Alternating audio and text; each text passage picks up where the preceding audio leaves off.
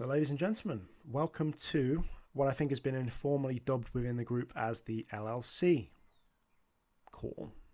Not really a call. I decided against the call format because the issue with this particular topic is everyone is at different stages, everyone's in different places, everyone generally has a different outlook on what's relevant as much because, we've got people within the group from the United States, from the United Kingdom, from Australia, from Canada. So, for instance, just talking about an LLC, it's going to kind of alienate a good at least 50% of people within the group. And I didn't just want to make it about one thing because that's a bit of a waste of effort. I wanted to create a more extensive resource about the back-end business systems, the back-end processes, the kind of under the bonnet side of business that hasn't really been discussed yet. Because again, everyone's at different stages in business, and a lot of what's been covered now kind of talks about how you can start from a revenue perspective, finding a means of generating traffic, finding a means of communicating with that traffic, how to pick offers. But we haven't really discussed or gone into much detail about the back end side of that, because if you take money in the form of a business, then you need a means of tracking that money. You need a means of creating accounts. You need a means of paying taxes, because you can bet your bottom dollar that the government is going to want its fair share or supposed fair share of exactly what you're earning. So I wanted to make this resource covering all of those kinds of topics. Let's move on. So with that said, I just want to go through the usual legal stuff. I'm not going to read it out because you can all read, but the basic premise is this is educational and entertainment purposes only. Or let me use that in better English. This is for educational and entertainment purposes. I'm not an expert in company formation. I'm not an expert or a chartered accountant. I am not a qualified solicitor. I'm not any of these things. I just know how to manage these functions from a business perspective. I've done them myself from owning businesses. So I'm imparting that knowledge in a way that is more educational. What you do with that information is completely up to you. Whether you decide to act upon it, it's completely up to you. You do that at your own peril, or whether you use that to start the conversation with an actual expert relevant to your particular jurisdiction. Again, that's completely up to you as well. So to continue from that, I want to again cover my backside, if we can put it in polite terms, by picking out a few key areas. So first of all, the topics discussed here are going to be very, very broad. I'm not going to go into extreme, detailed, kind of granular information about specific parts, because quite frankly, the topics discussed here, each one of them, there are specific departments within accounting firms, top 4 consultancies that deal with aspects of this: business formation, tax treatment and mitigation, accounting and bookkeeping. It's certainly not something I can discuss in one video. So it's going to be very broad. It's just going to be there to give you a basic foundation. Second of all, because it's very broad, it doesn't really take into consideration everyone's specific situation. The individual who's in Los Angeles and wants to start a business in California is going to be different to that who wants to start a business in New York. The person based in the UK that already has a business and just wants to kind of know how to protect themselves legally is going to be much different to the person who wants to start in Australia. The point is, everyone's at different points in their journey. Not all of this video is going to be relevant to everyone. Even if you watch it from start to finish, you're only going to be in one jurisdiction. You can only have one business structure generally. And even if you already have a business, you're not really going to want to go through the intricacies of other areas. So that's probably another benefit of the video format. because what I intend to do, if I haven't already, is I'm going to index specific parts of this video. I'm going to kind of make it very easy for people to go to the parts that are relevant. For instance, if you just want to look at US business formation and accounting, you can do that. If you want to look at just the accounting and legal side, then you can do that. Or, you know, if none of it's relevant to you, then again, you can have a very quick overview of, you know, what's being covered and make that decision. So that's going to be the hidden value of this particular format.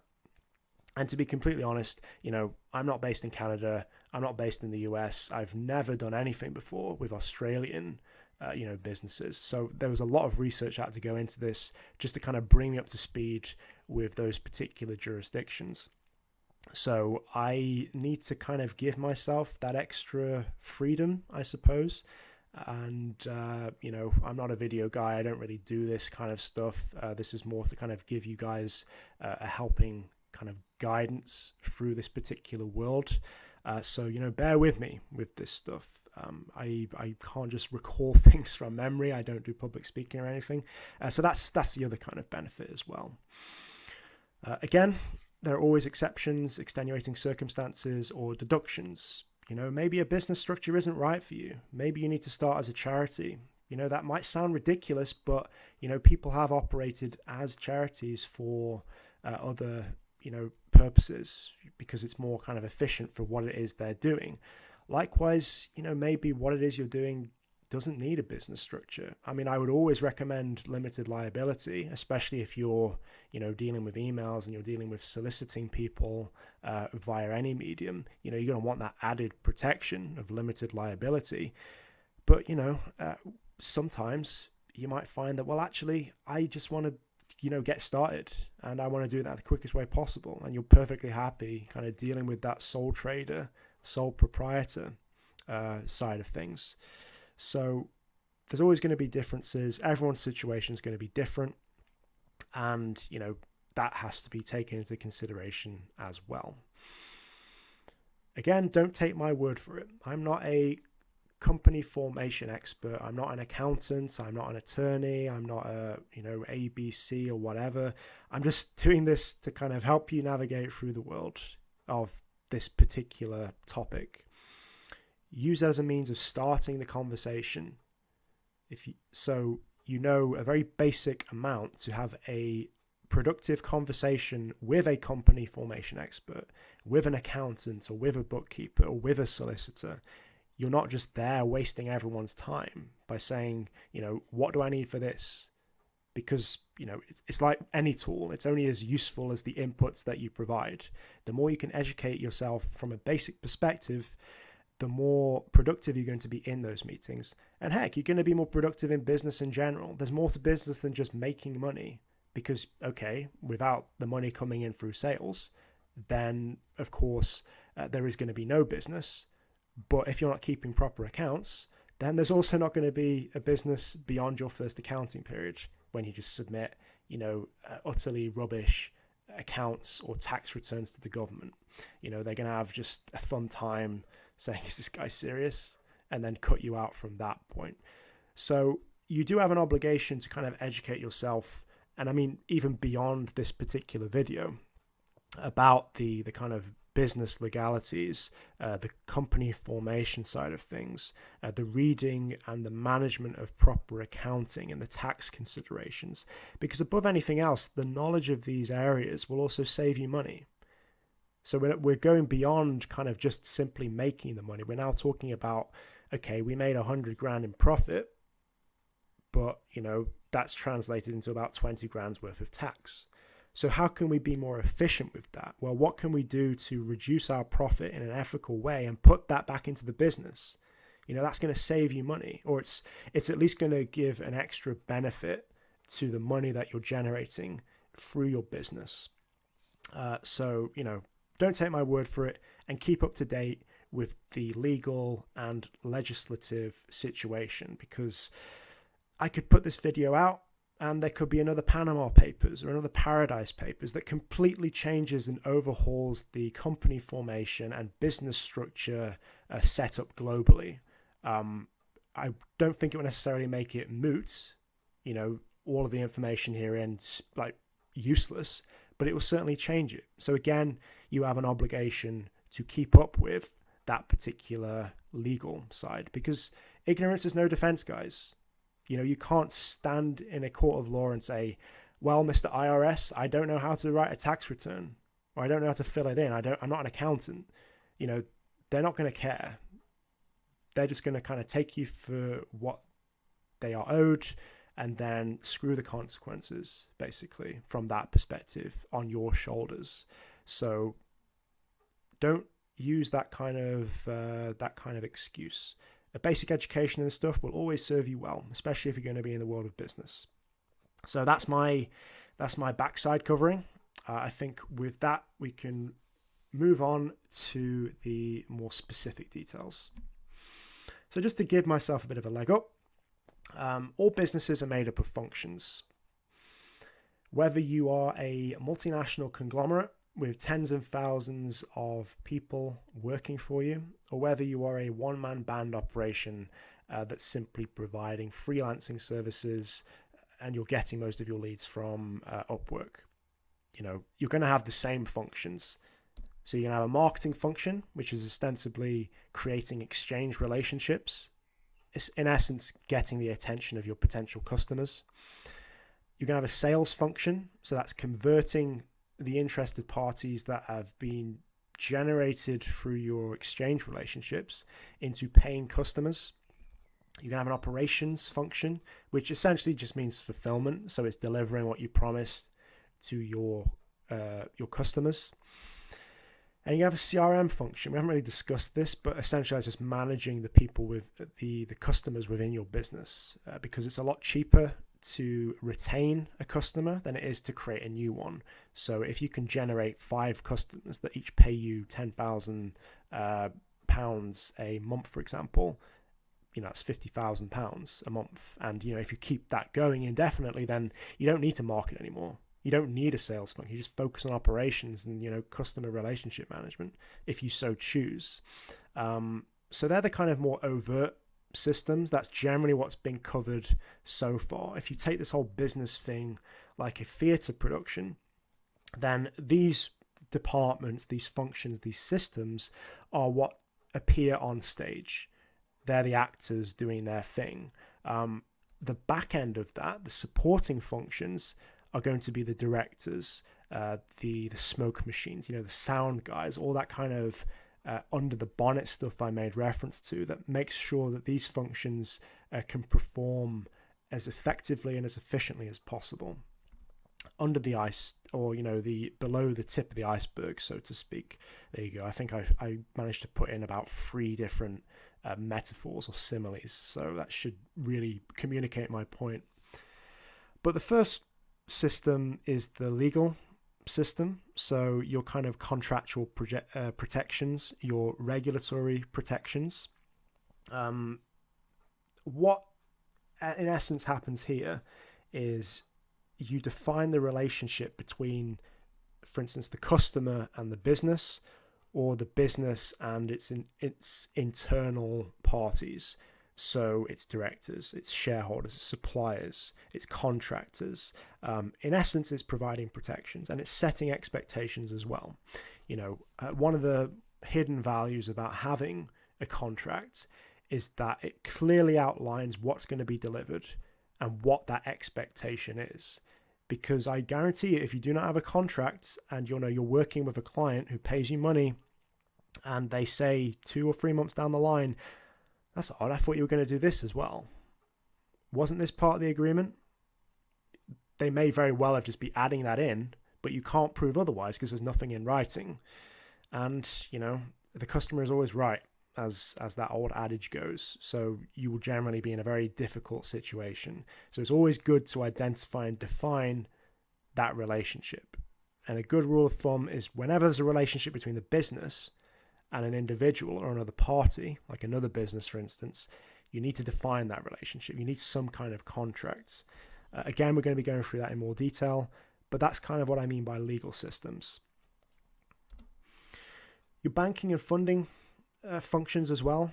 So obviously we're going to be accepting money. We're going to be paying money out. So we need a means of doing that, and that comes from a bank account. If you are operating through a limited liability structure, then you are legally obligated to keep that money, the business's money, separate from anyone else's. So that will generally be the second step of any business kind of formation. You have the business, now you're going to set up the bank account. Funding, we're not really going to be going through, but this is things like getting loans, maybe raising equity financing if your business is kind of at that point.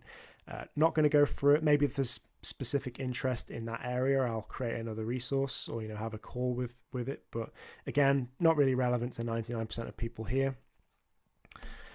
Your accounting functions. So this is how we track the incomings and outgoings. It's not sufficient to just have a bank statement and go, this is what came in, this is what goes out, because you need to apply additional meaning to that. Just because money comes into the bank account, it doesn't mean it's revenue. It could be just an investment by yourself as the sole owner, and that needs to be applied, needs to have meaning applied to it in your financial statements, your cash flow statement, your income statement, your balance sheet. That needs to be adequately accounted for, and it needs to all balance out. And finally, your admin functions. So again, this is kind of a catch-all. This deals with your business structure, that deals with your tax returns, your permits, your licenses, etc. Basically anything that deals with bureaucracy and keeping records of that kind of thing is going to be centered around your admin function. And there are a few more functions outside of this, which I haven't really discussed because I didn't really have the space on this particular slide, but also because it's not really relevant to you guys. You need marketing, you need sales, you need operations, and you need legal protection, bank accounts, and accounting. You don't really need public relations, for instance, which is another department. You don't really need investor relations, which is another department in itself. That's for different kinds of businesses. But these functions, all businesses have them at the very basic level. Every single business, whether it's a multinational conglomerate or whether it's a freelancer, there'll be the main difference is that with a larger business, there'll be departments or maybe specific employees, depending on the size, dealing with these given functions. So your marketing guy, your sales guy, or your sales department, and then your kind of solicitor or your accountant. But generally speaking, you will be dealing with all of this stuff. And then as the business grows, you'll outsource more and more of this. So maybe you'll bring on specific marketing people or have a marketing company. Maybe you'll have a sales operative or, a sales company. You'll probably most likely bring on a bookkeeper, then an accountant, and depending how big the company is, an auditor. And then you'll have a designated solicitor. So down the line, less and less will be put on your shoulders, and, the company will grow in that particular fashion. But that's pretty much it. And as can be implied, we're going to be going through these particular functions in this resource.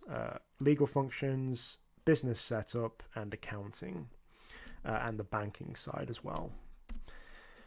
So just to put a bit more detail, the business setup, I'm going to break this down per jurisdiction. So I'm going to be talking about the US, then the UK, then Canada, then Australia. Because again, I want to make this as relevant to everyone as possible.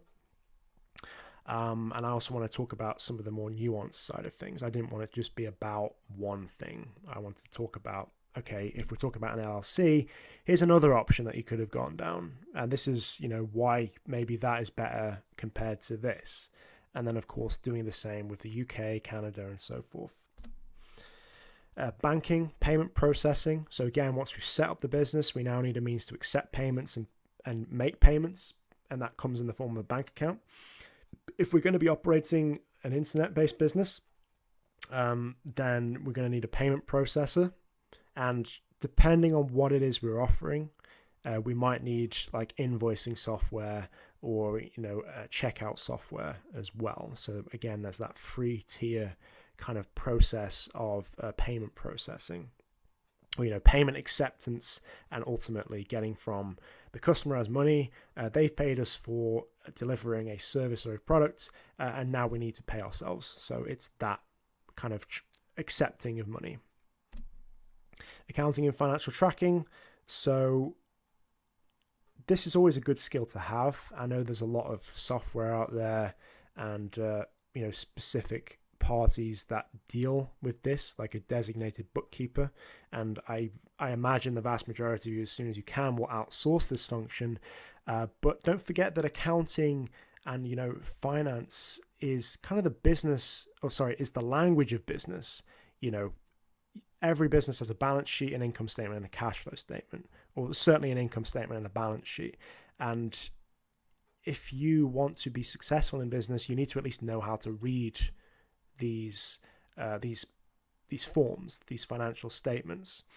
So I want to go through in a very, very basic manner some things you can use in your business to solidify your financial tracking, because that can help kind of designate your strategy moving forward.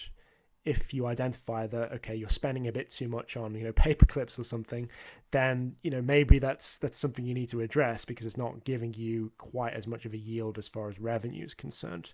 Or likewise, if your ad spend is constantly increasing but you're not getting the same level or return rate as far as your revenue is concerned, then that's something that needs to be addressed, because you always want an efficient application of any expense.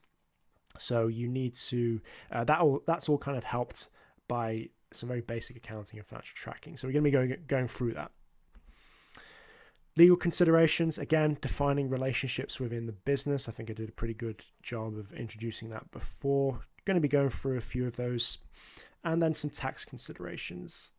Not going to be going through into any extensive detail about tax law, tax treatments, tax credits, all of that other kind of stuff, because again, that's the kind of topic that there are specific departments within companies. There are entire careers around tax considerations and tax mitigations and tax management.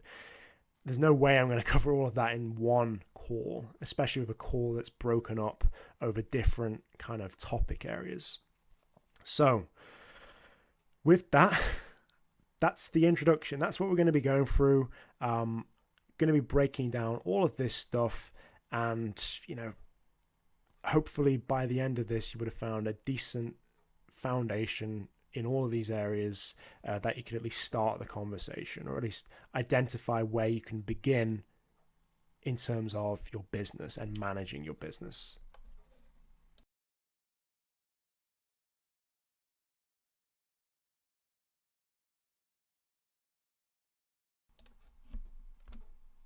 Let's get started. So when we talk about setting up a business, we talk about it in two terms. You could either be a sole trader or a limited liability company, or some kind of structure that has limited liability attached to it. I'm not going to go into too much detail about sole traders or sole proprietors, as it's called in the US and I think Canada as well.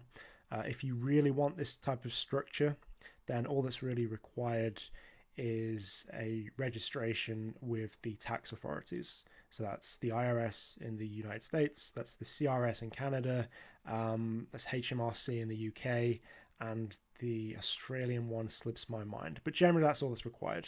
You go to their site, you fill in a form that's on there, and in the post you will receive something like a tax reference number.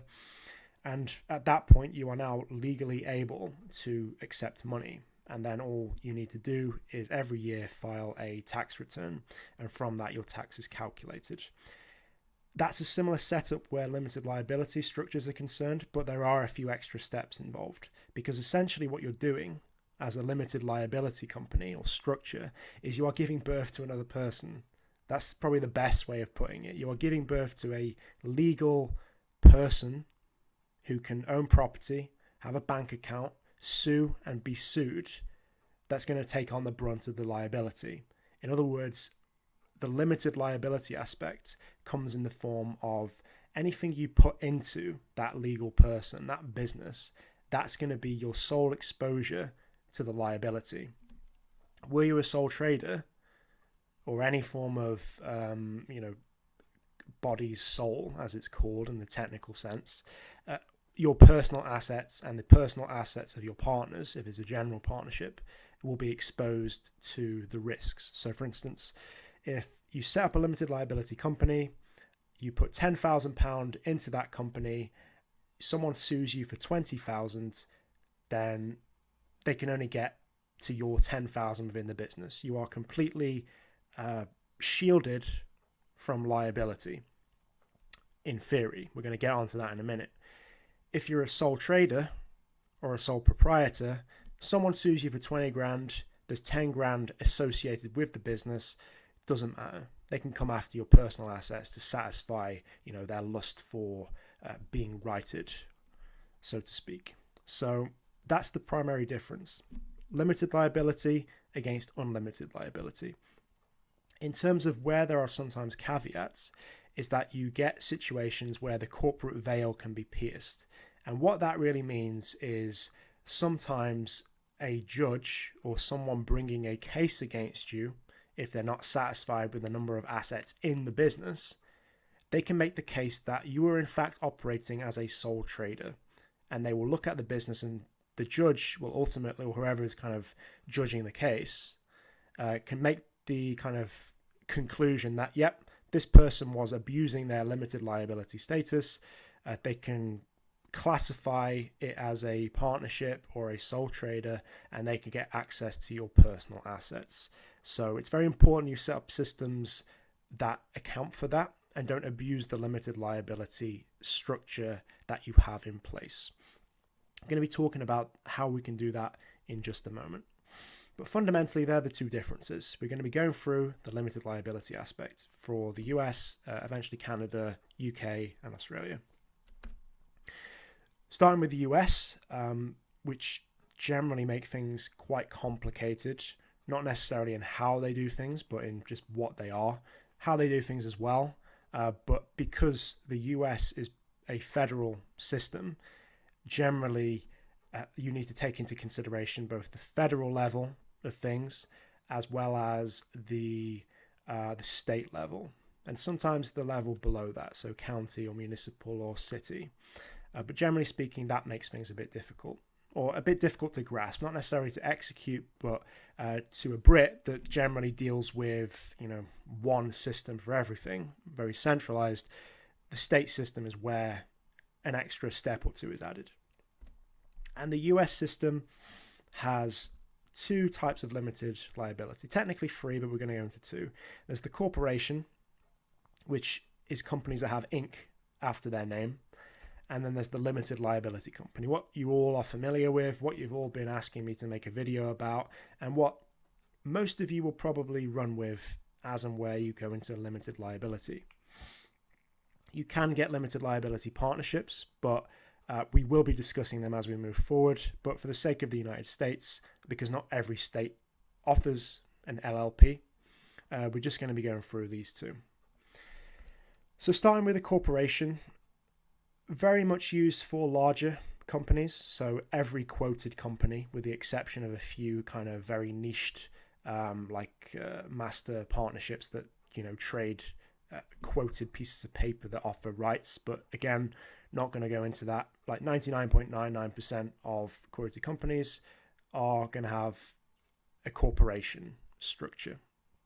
So they will have Inc. after their name. And they're very much suited to larger businesses for this very purpose. Very rarely will you have a very big company. So think 10, 20, $100 million in revenue, maybe a balance sheet amount of about 10 million in an LLC kind of structure, because it's generally not that efficient. The LLC is there, well, we'll get into that into a moment, but it's generally there to give small business owners and small operating entities a kind of platform to operate. The corporation is more there for businesses that A, are very big, and B, want to grow, so expect to grow. So if you're a startup, for instance, and you want to eventually get listed, you'll probably jump more towards the corporation than you will an LLC, because it'll be more effective for you to grow through that structure. But going through this process, even though the vast majority of you won't probably use this structure, does offer a good comparison and a good foundation for the LLC, because the LLC is relatively recent in comparison to a corporation, but typically it's used by larger businesses. And its ownership is distributed via shares. So everyone's kind of heard of what a share is, but ostensibly what it is, it's a piece of paper that entitles the owner of that share, the holder in some cases, certain rights as far as management and as far as profit claim is concerned.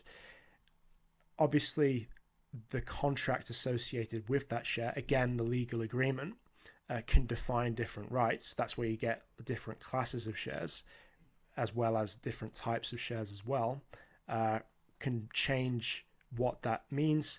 But essentially, it's a piece of paper that the holder has some kind of right to the company. And the importance of this in comparison to other structures is the kind of transferability aspect. Because it's physical, it's very easy to transfer that. It's property, shares are legal property. And that's going to become a very important point when we talk about LLCs. A lot more paperwork's required. So just to give you an example, meeting minutes need to be kept if you're having meetings, even with yourself. But if you're a corporation, chances are you're going to be in cooperation with other people as well.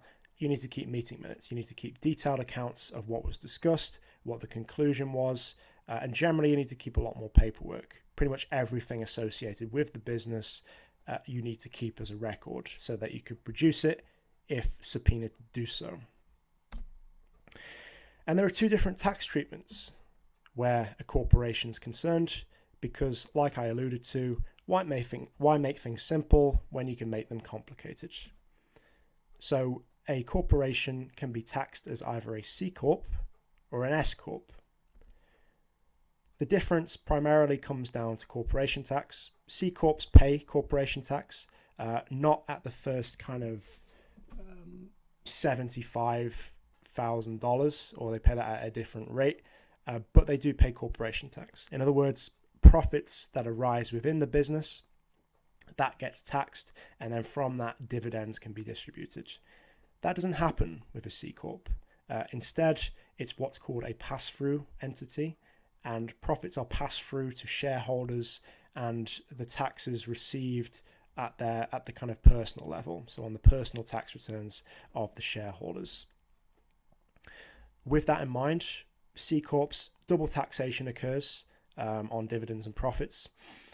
With an S Corp, profits get passed through to the shareholders and the tax occurs at that level. So they're the primary difference. It's basically the tax treatment. So which is better? Well, again, this is where it depends entirely on your own situation. If you are a large company and you expect to grow, or are in the market to grow, I know that sounds ridiculous because most businesses grow, but to the point where you want to be listed, then the C Corp is going to be the better option for you. For a start, with an S corporation, there are limits as to how many shareholders you can have. It's about 100. So if you are expecting to list as an S Corp, then that's not really going to happen because it's very impractical to kind of be a quoted company with about 100 shareholders or less. So for a C Corp, it's better in terms of growth. For an S Corp, it's better for shareholders because obviously the tax is passed through to them. But do keep in mind as well, when you are an S Corp, you do need to pay yourself what is called a reasonable salary. And again, just because this makes things a lot more complicated, which the US system seems to revel in, when this is applied to an LLC, it makes things generally harder, or it requires a lot more kind of management. But in essence, it's better for shareholders because obviously there's no corporation tax applied. It's passed on through to the shareholder, and that's dealt with in the personal tax return of the shareholder. We're going to talk a bit more about C Corps when we get into the LLC side of things, but fundamentally they're the difference. So now we can move on to the limited liability company, which everyone's familiar with, but no one knows anything about, apparently, or knows very little about. And in simple terms, It offers limited liability protection. It is a company structure that offers limited liability protection for the owners, for the directors. It's typically made for smaller businesses. Like I said, this structure is relatively recent in comparison to corporations. But generally speaking, it's used as a primary and very basic business structure for small businesses. Oh. Ownership is distributed via percentages. So as we saw with a corporation, where ownership is distributed via shares, with an LLC, it's a bit more complicated in the sense of the ownership rights are more intangible. So in other words, the LLC represents a pie, and the owners of that LLC get a percentage of that pie. But this is purely based on kind of contractually agreed terms. There are no shares, there is no legal pieces of paper and numbers of pieces of paper that can easily be transferred. In fact, if you want to transfer an interest in an LLC, best case scenario, it's going to take a long time to do that. It's going to be more expensive to do that because you need attorneys and such. And in fact, most of the time, the LLC will need to be dissolved, because a lot of rules and laws around LLCs is if one member exits, then the whole thing gets dissolved. So it's a lot more complicated. It's a lot more kind of legal based, and to a certain extent, it's a bit more expensive. LLCs can be managed more informally. So this is like what's written and not necessarily in practice. I would always recommend that you strive to manage your LLC with a great degree of professionalism. So remember what we're talking about with the corporation, which has a lot more stringent paperwork requirements. It's a lot more suited to larger businesses. Just because you can manage an LLC in a more informal manner doesn't mean that you should. And in fact, I thought I put something there, but whatever. Generally, I would recommend that you still keep records and even keep meeting minutes. Again, even if you're a single member LLC, keep the meeting minutes that you hold with yourself. It sounds completely ridiculous, but just put down what the meeting was about, what you ultimately decided to do, and the decision that was reached after that meeting or the conclusion of that meeting. In other words, keep all your paperwork, keep all your receipts, keep all your references. It's fairly simple. Practice good habits, because it's these kinds of managerial lackings, if I can use that, if that's even a word, which ultimately leads to the corporate veil being pierced sometimes. If you're just abusing your limited liability status, then if someone brings a case against you, they will most likely try to get this corporate veil pierced. And if you are not keeping adequate records, if you're not taking the structure seriously, if you're not being as professional as possible, then you're just helping that case against yourself. So LLCs can be managed informally, but they shouldn't really be. I would still keep a very strict managerial professionalism about, how you actually manage the company, because ultimately it might end up protecting you. And my kind of observation of an LLC is that it's more of an asset wrap. So in other words, it's not a business structure per se. It's more a kind of wrap around a particular asset, whether that asset is a property or is a particular possession, or whether that's yourself. You would consider yourself an asset, right? So it's like whatever you decide to wrap, the LLC is there to do so, because it isn't a formal business structure in the same sense of a corporation. It is more of a kind of arrangement, hence why we have different tax treatments of the LLC. And that's going to become more apparent as we move forward. And that's why you have the LLC structure that's very popular outside of business. A lot of the time, these LLCs will be established just to kind of put assets with them, whether those assets are in trust or whether it's to shield it from general liability in the business. So this is very popular in property. In fact, just to give you a very basic overview, what could normally happen is every property in the portfolio of a company will have its own LLC, which will in essence protect it from the liability associated with other properties. So that's one example. Likewise, if you're setting up a trust, then the LLC structure is very popular in that sense. So it's more of an asset wrap than a company, but for your guys' needs, it's going to be there to wrap yourself in limited liability so that you can operate. Two different tax treatments. Again, there are a few more tax treatments associated with this, but the two main ones are the default LLC and the S Corp. So we're coming back to what we're already familiar with. The default LLC treatment, you're generally treated as a sole proprietor. So for tax purposes, the IRS is going to treat you as if you were a sole trader, but it's like you're a sole trader with the benefit of limited liability.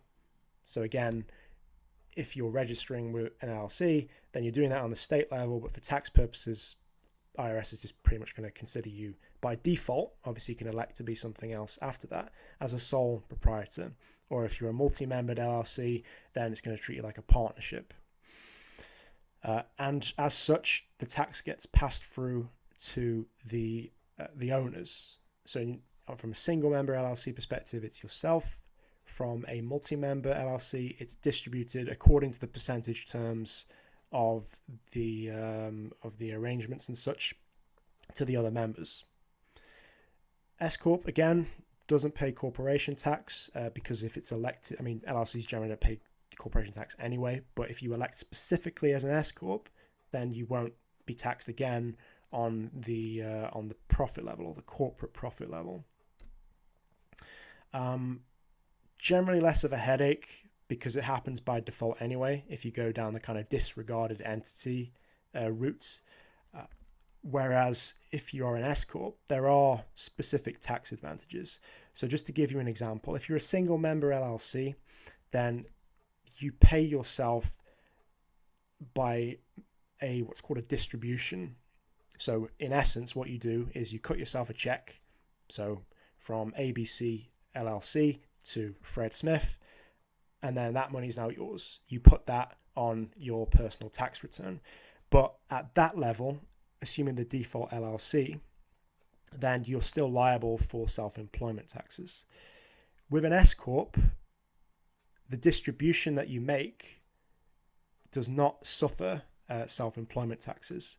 But at the same time, you will be obligated to pay yourself what is called a reasonable salary. So you have to pay yourself a distribution and a salary. You don't need to pay yourself a distribution as a default LLC. And while the distribution does not incur the kind of self-employment tax liability, the usual tax liabilities that are associated with a wage are applied with the kind of reasonable salary that you pay yourself. And in terms of a reasonable salary, what that's generally defined is okay, your business has certain activities. Let's assume it's a marketing company or it's an accountancy firm or something. A reasonable salary would be whatever position that person has within your organization, whether it's junior accountant or owner or whatever that rank is, you pay yourself in line with that. In other words, if the average salary of an accountancy firm's head that deals with your specific level of revenue is, $150,000, let's say, then you're not going to pay yourself $300 million a year because that is not a reasonable salary in the definition of what the IRS puts. And, if that's abused in a certain way, then they can come after you. It's very much based on averages. You could argue whether that's a fair system or not. Generally, it's just because the tax authorities want to get as much as they can from you. But, we got to play their game. If you want these kinds of structures and protections, there's no value going to be gained from fighting it. You just got to play along with it. So you could very easily find out what the reasonable salary is by looking at sites like Glassdoor, for instance, finding out what that average is and using it that way. If you're starting out, I would generally recommend the default LLC just because it makes life a lot easier. In terms of growth, again, the S Corp is going to be better.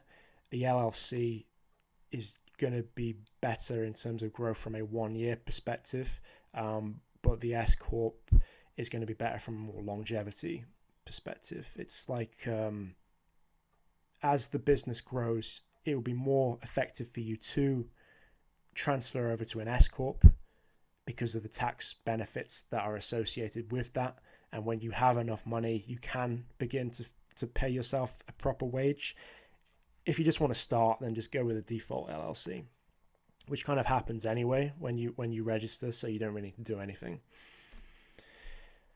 Costs. So when you set up a business, you do that on the state level. Again, we talk about the federal side of things as well as the state side of things. If you set up an LLC, then you do that per state. There's no real value in setting up a company in a different state to which you are a resident. There are certain advantages. For instance, if you want absolute privacy, then the New Mexico LLC tends to provide that for you. If you want kind of very minimal state taxes, then the Delaware kind of LLC is a lot more, let's say, amenable to those needs. But again, why make life complicated for yourself? Why do you want to kind of 4x your effort by setting up a business in a completely different state? So there's a kind of average cost. There's a kind of very helpful graphic I pulled. The average cost of which is about $132 per setup for an LLC, about $100 for an Inc. So it's a bit cheaper, but again, there's the other kind of associated headaches or advantages and disadvantages with that. And the range, again, a bit more expensive, ironically, for an Inc. But generally, you're looking between the kind of 500 mark with an average of about $100, $200. And that obviously doesn't include any other kind of costs of having a registered agent, having a virtual office, having specific agreements drawn up. That's just kind of your raw setup filing fees. But that's generally what you're looking at.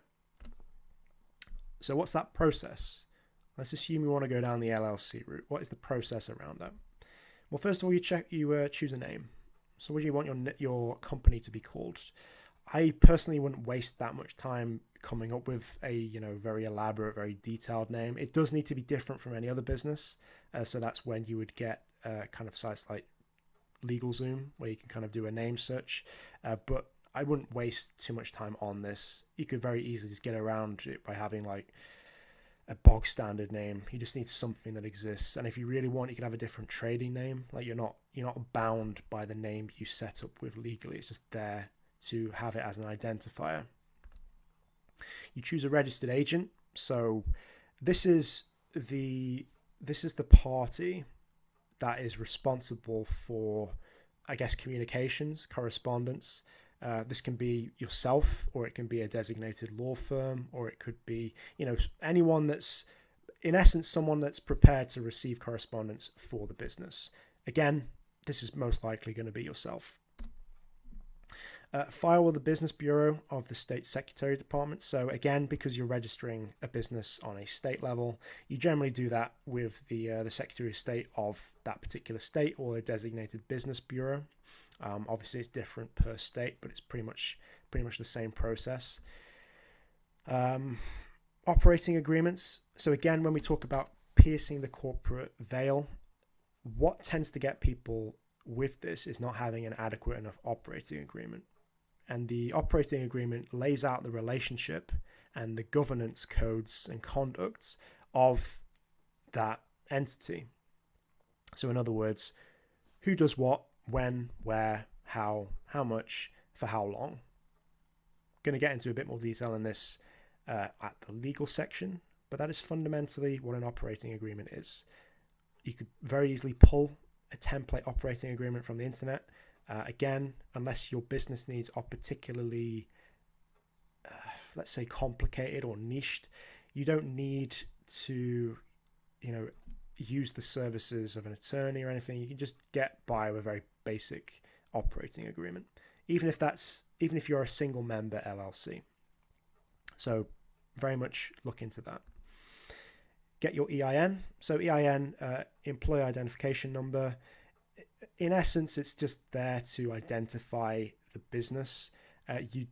Not every business needs an EIN. Like if you're a single member LLC, which has very basic kind of standards or very basic kind of operating practices, you don't need one. But there are other covenants. For example, if you hire people, then you need one. If you pay into some kind of pension plan, then you need one. If you are a foreign kind of business owner, then you need one. So general rule is you don't always need one, but it's always good to get. And you do that by registering with the IRS. This is the link, I believe, from when I was doing my research. If it's changed or whatever, then you could very easily, just find out, register for EIN.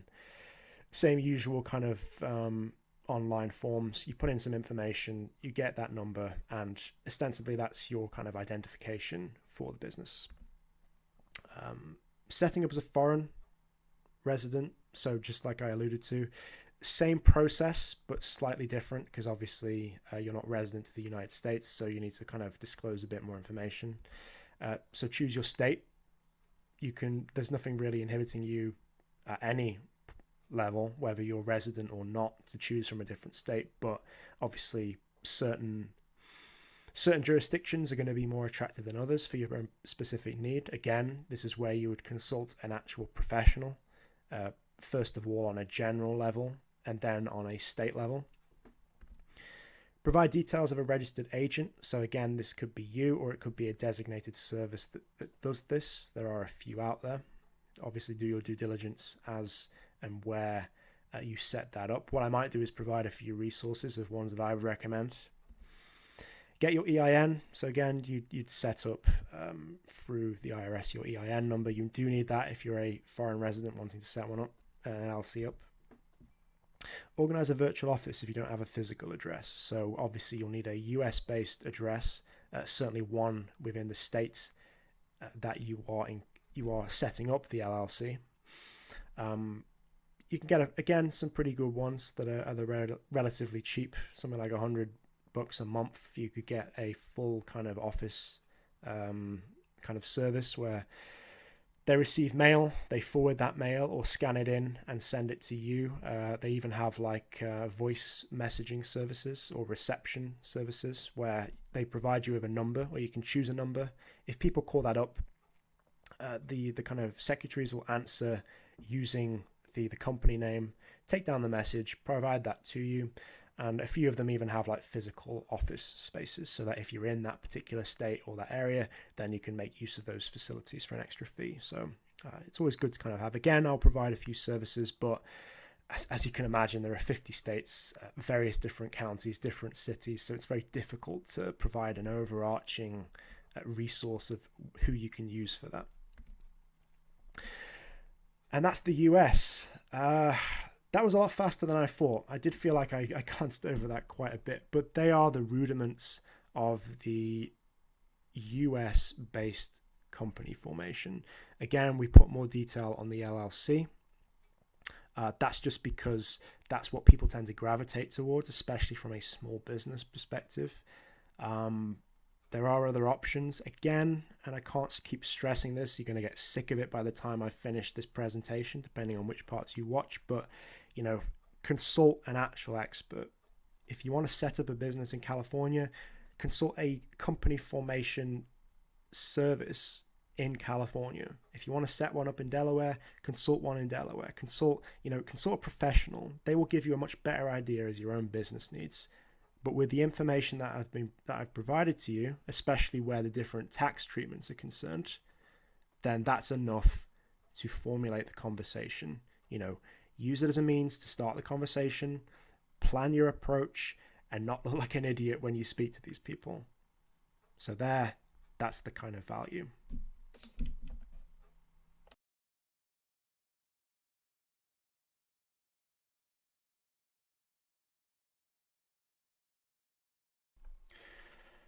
Great. So now we can get on to what is familiar territory for me.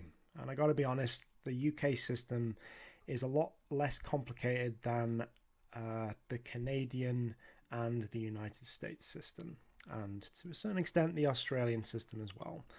So this should be relatively easier for me to navigate. I can definitely make better kind of reference with this.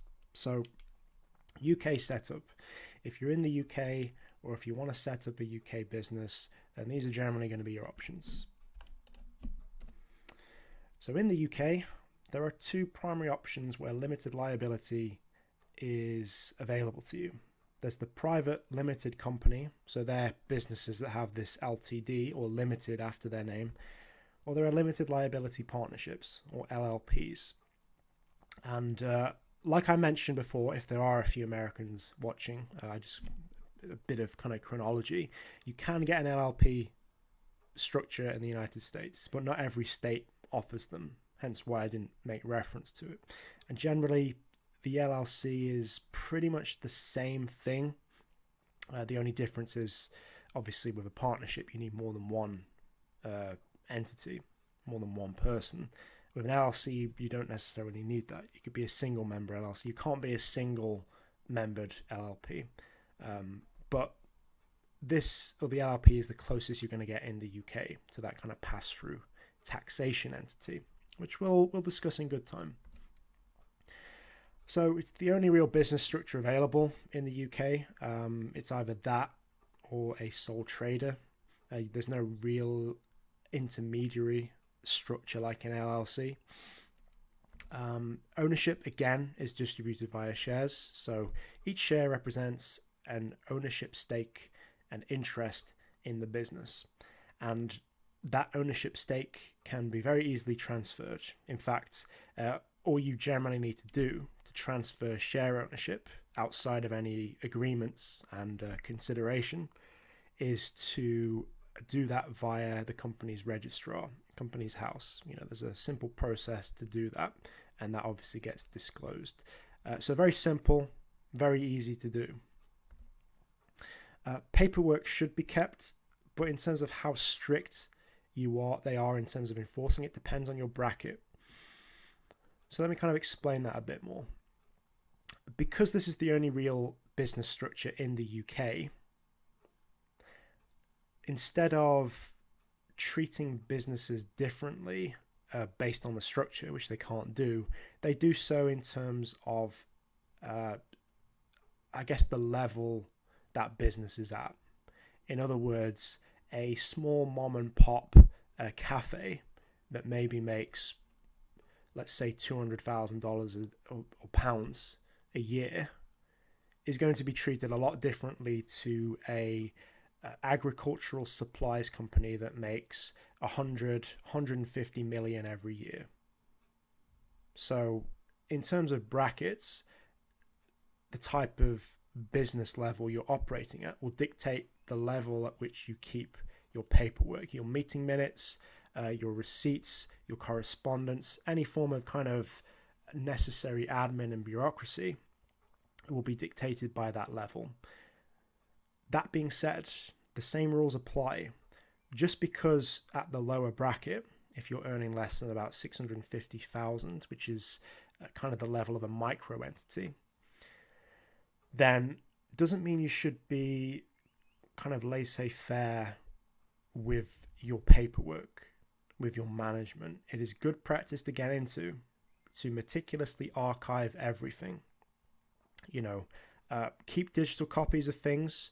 I personally like to keep hard copies still. So, invest, if you haven't already got one, a filing cabinet. Very old school, but does the job. Why kind of reinvent the wheel? Spend that kind of £50-60 on a filing cabinet. Designate different areas in that cabinet. So company formation, HMRC, VAT, all of these kind of areas, meeting minutes, and keep physical copies of everything that you have. Keep copies of your receipts and put it all in that filing cabinet. If you keep everything in the filing cabinet, then you're not going to kind of shoot yourself in the foot if something is requested from you, if and when that actually happens. You should always go under the assumption that every business will at some point be audited. Like, that is my number one rule. Go under that assumption. If you go under that assumption, then you keep the necessary paperwork, and you're not going to have any problems down the line. So just because kind of stringentness of paperwork keeping is different at various levels doesn't mean you should take that for granted. Get into a good habit. Double taxation, so profits are taxed, dividends are taxed, usually gross up is applied to those dividends to cover that double taxation. Only one tax treatment. There are different rates of corporation tax depending on the level of the business. Generally, again, if you're an agricultural supplies company or a pharmaceutical company or a financial services company or whichever type of business that earns a huge amount every year, then you're going to have a different tax treatment to a small cafe, a small marketing company or whatever. There are different treatments, but that double taxation is still present. Any savings you make as far as tax is concerned, especially where dividends are concerned, is going to happen at the personal level. It's going to happen at the kind of personal tax return level. So now let's talk about the limited liability partnership. Essentially, it's a partnership that's treated like a separate entity. Again, we talked about sole traders, sole proprietors. The way to think of a partnership is multiple sole traders, or at least two sole traders working together. So working together in partnership. But the partnership itself is treated as a separate entity for the purposes of limited liability. Ownership is distributed via a percentage. Again, it's not that easy to transfer ownership rights in a partnership. You have to go down legal routes. Generally speaking, you probably need to dissolve the partnership, especially if it's just two members. Same level of paper and scrutiny as a limited company. So with a general partnership, that is a partnership that doesn't have limited liability attached to it, you can get away with more in the sense of there is less, kind of enforcement attached to it. But with a limited liability partnership, because you've got that limited liability status, there's more kind of scrutiny as to what is disclosed and what you need to deliver to the government. So for all intents and purposes, it is basically just a limited company. Where it is different, however, is the pass-through taxation element. There's no corporation tax applied to a limited liability partnership. The profits are distributed to the partners, and then they file their own tax returns, and the tax is incurred at that particular level. And just to kind of give a very visual representation of a limited liability partnership, there are two kinds of partners. There's your general partner, and then there's your limited partner, and they come together to form the partnership. Every LLP needs at least one general partner, and it's this partner that kind of bears the brunt of the limited liability, the unlimited liability. So these guys have unlimited liability when it comes to the business. The limited partner doesn't. That's not to say that you can't have a firm or a limited company as a general partner, so you kind of get that barrier of a limited liability setup. But generally speaking, the general partner is considered the business. They do have that unlimited liability attached to them. The limited partner is limiting their liability insofar as what they've invested. The general partner is generally there to manage the partnership. They are the professional, so to speak. The limited partner is just there to provide capital, provide investment. So not 100% guarantee. Don't let the term limited liability partnership fool you. It's limited liability for the limited liability partners. The general partner, because there needs to be at least one, bears the brunt of that liability, all of it. So just be careful when you're looking at these structures.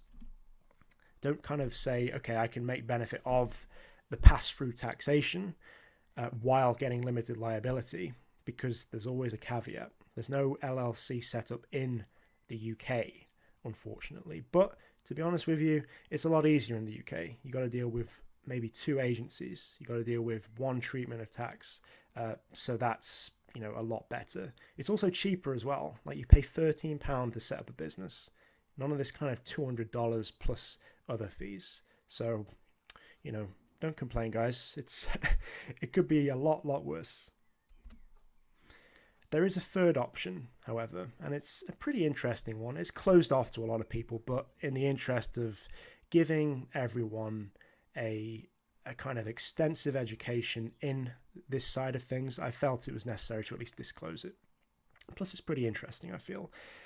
A PLC, or a public liability company, is basically a traded entity. So if you look at the London Stock Exchange, you look at the FTSE 100, all of those businesses will be a PLC structure.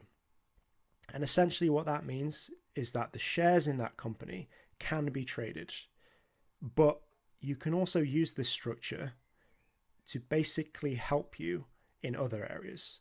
A big one being credit facilities. So you can have a privately held public liability company. In other words, the shares could be floated if they were chosen to do so, and if you go down the fees of floating the business or raising more capital in that way, or you can privately hold them. So, as we discussed, shares can be floated on a stock exchange. That's fairly simple to get your head around. But shares can be privately held. And in fact, this structure does help you in the creditworthiness of the business. So let's assume you were going down the route of, wanting to have a credit line right off the bat, or having some kind of loan. If you were just setting up a private company, a private limited company, then your credit options are going to be quite limited. A lot of the time, institutions will require at least 2 years of trading. And even then, any loan that you receive or apply for, there's going to be a personal guarantee, a personal responsibility attached to the director owners, because on a smaller scale, there's generally no distinction. But a PLC, that's not really the case, because a PLC has the ability to have the corporate responsibility as opposed to the personal responsibility. And that can be quite attractive, because obviously you're limiting your exposure to certain credit risks. But of course, just because this structure is a lot more attractive for certain circumstances than having your bog standard limited or private limited company, doesn't mean there aren't hurdles. First of all, you need at least 2 shareholders. So right off the bat, you need at least 2 parties involved with you in the or one of the parties involved with you in the business. You need 2 shareholders. You need at least 2 directors. So again, a director is someone that is an executive in the business that takes on the day-to-day management. Shareholders don't necessarily run the business, but you need at least 2 directors. You need 2 parties that are going to be responsible for the company from a management perspective. You also need a qualified secretary. So in essence, you need a third person to be the secretary.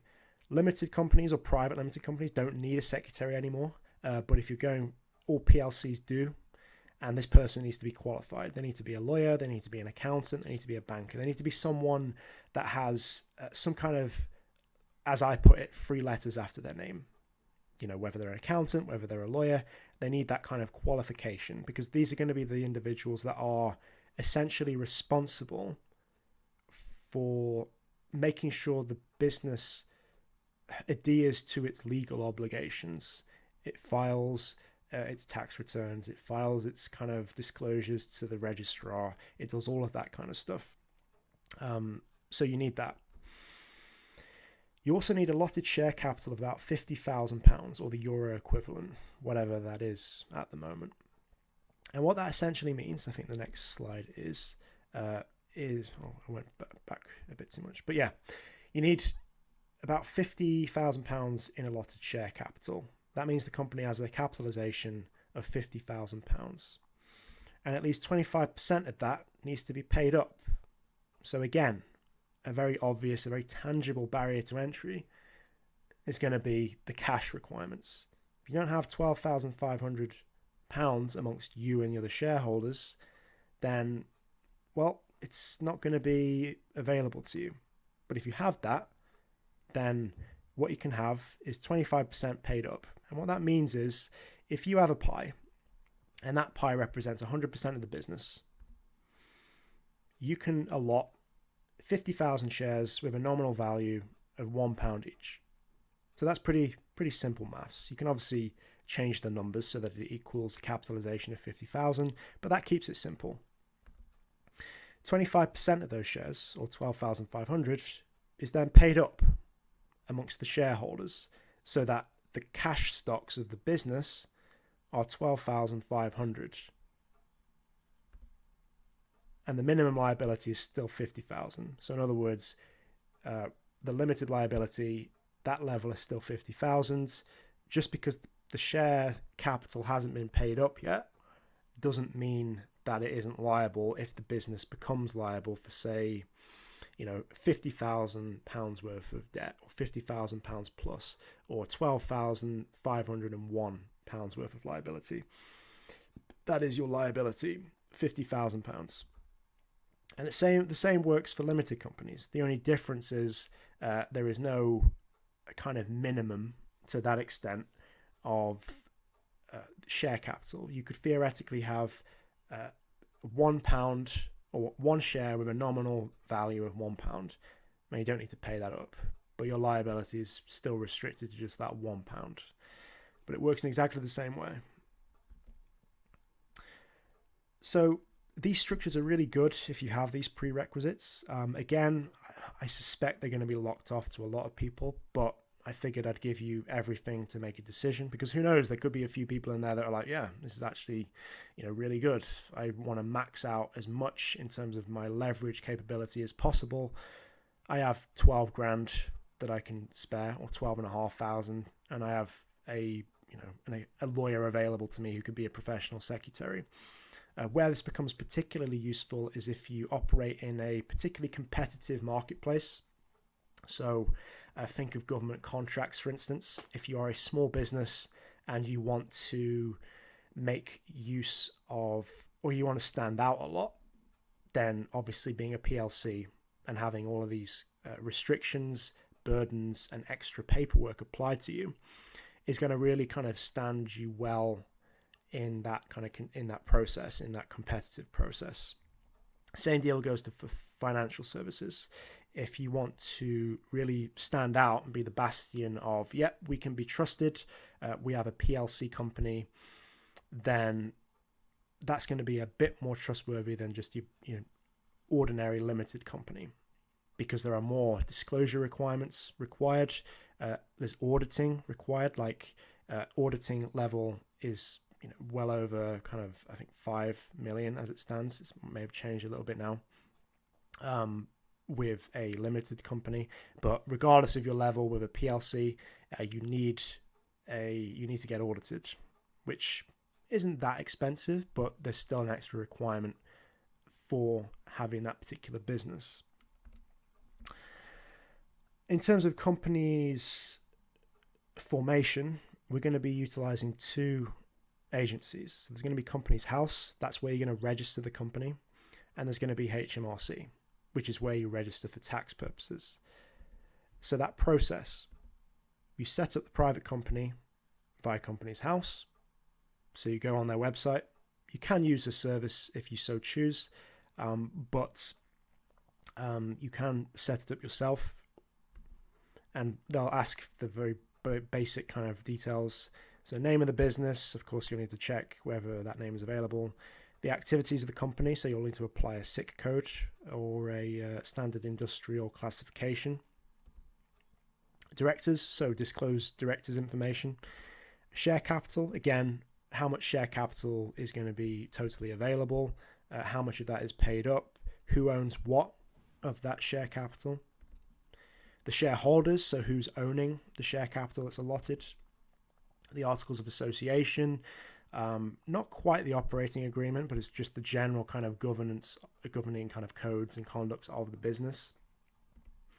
And then you pay the filing fee, which is like £13.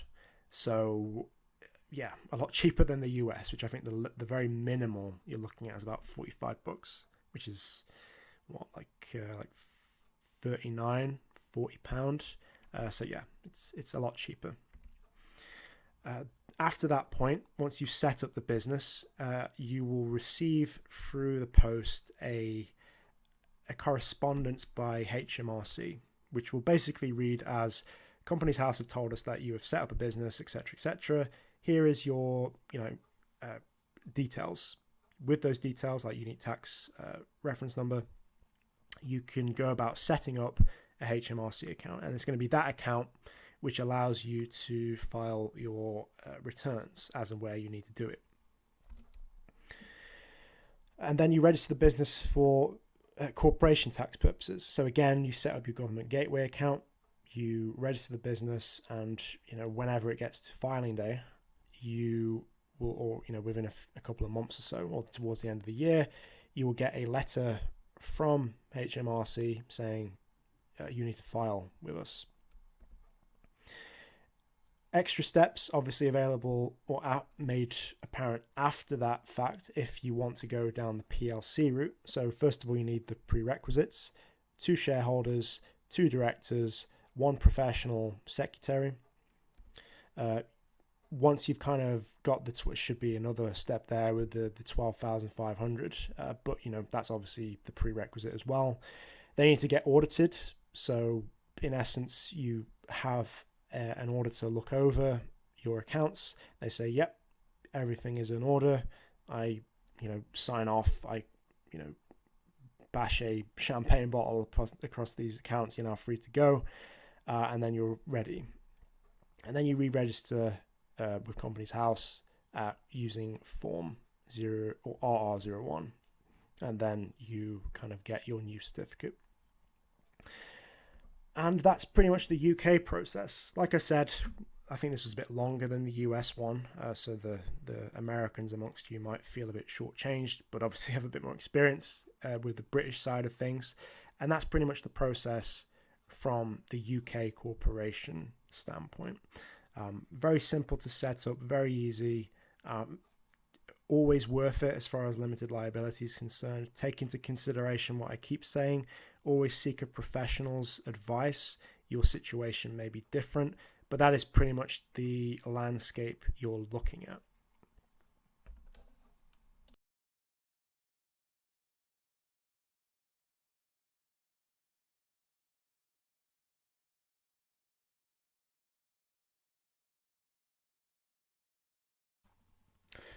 So now we move on to the third country in our business setup tour. So Canada, and this is where things return to being a little bit more complicated.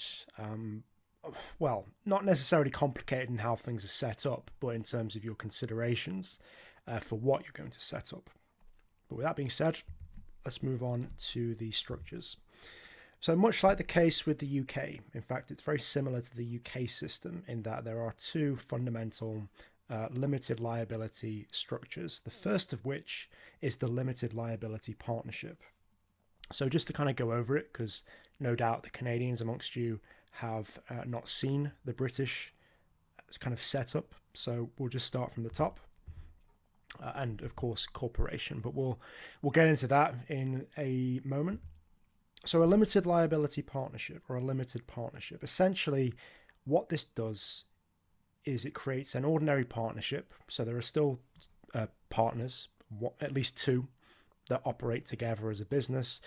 But what happens is that partnership is, it says here it's treated like a separate entity, but in many respects, there is a simple distinction between the kinds of partners. You can have limited partners and you can have general partners.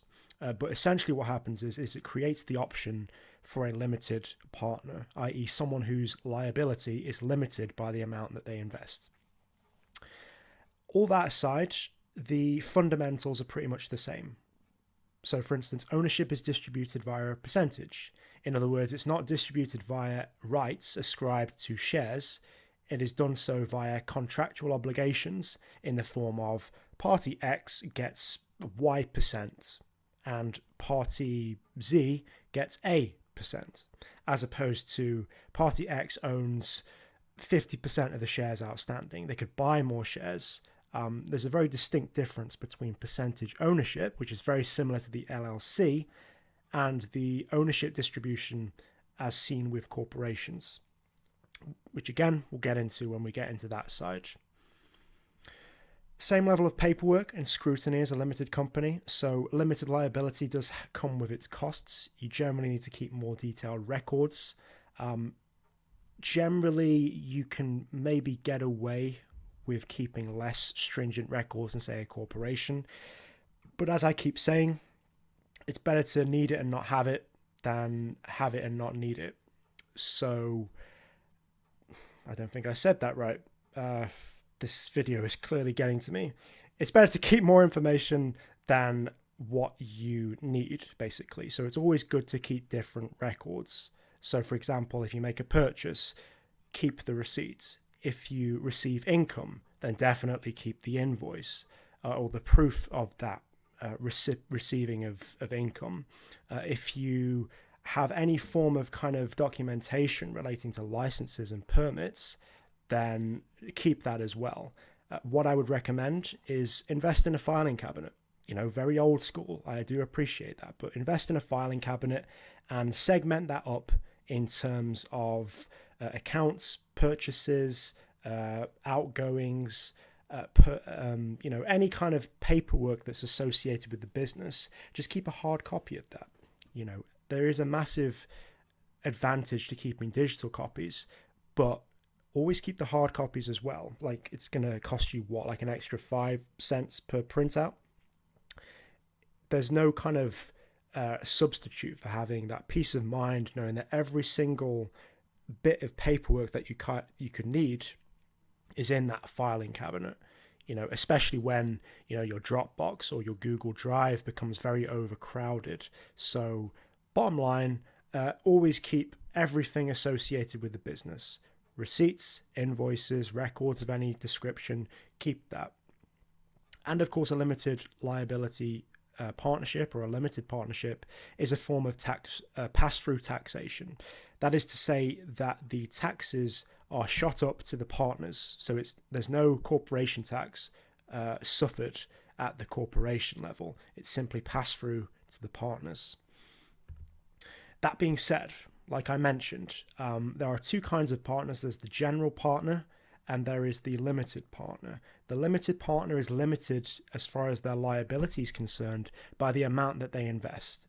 And a lot of the time, the structure is used for investments. So when you think about hedge funds, private equity funds, then the investors tend to be limited partners. In other words, their liability is the exposure that they have in terms of their investment. General partners, on the other hand, have unlimited liability, which is to say that they are responsible for the business's debts and other obligations if those debts or obligations exceed the amount of assets within that business.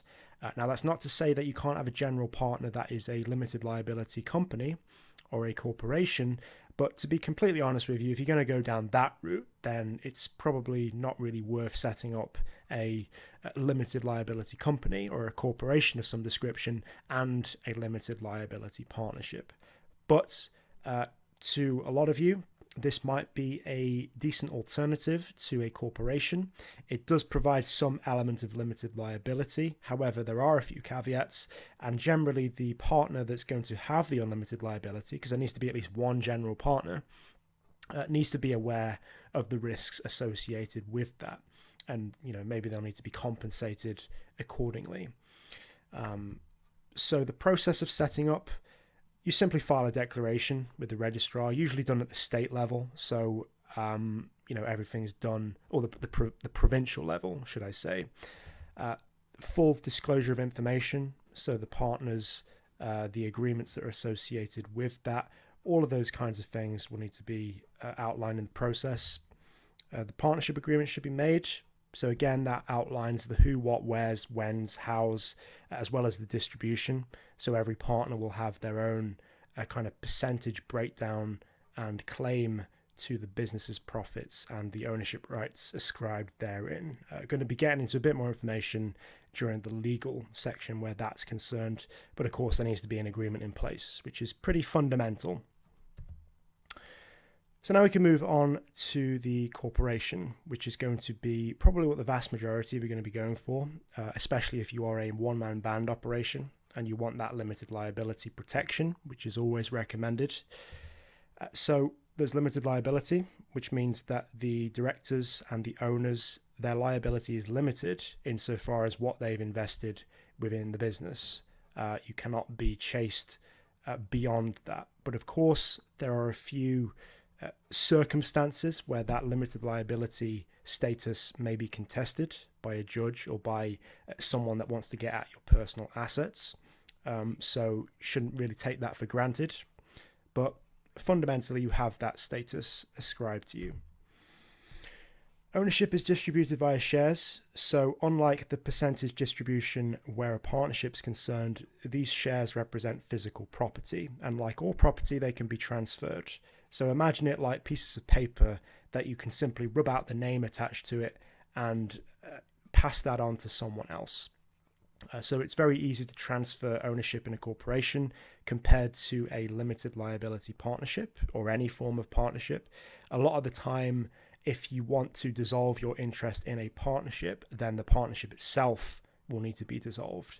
And that can obviously cause some issues if there's more than two partners. So with a corporation, it's very easy.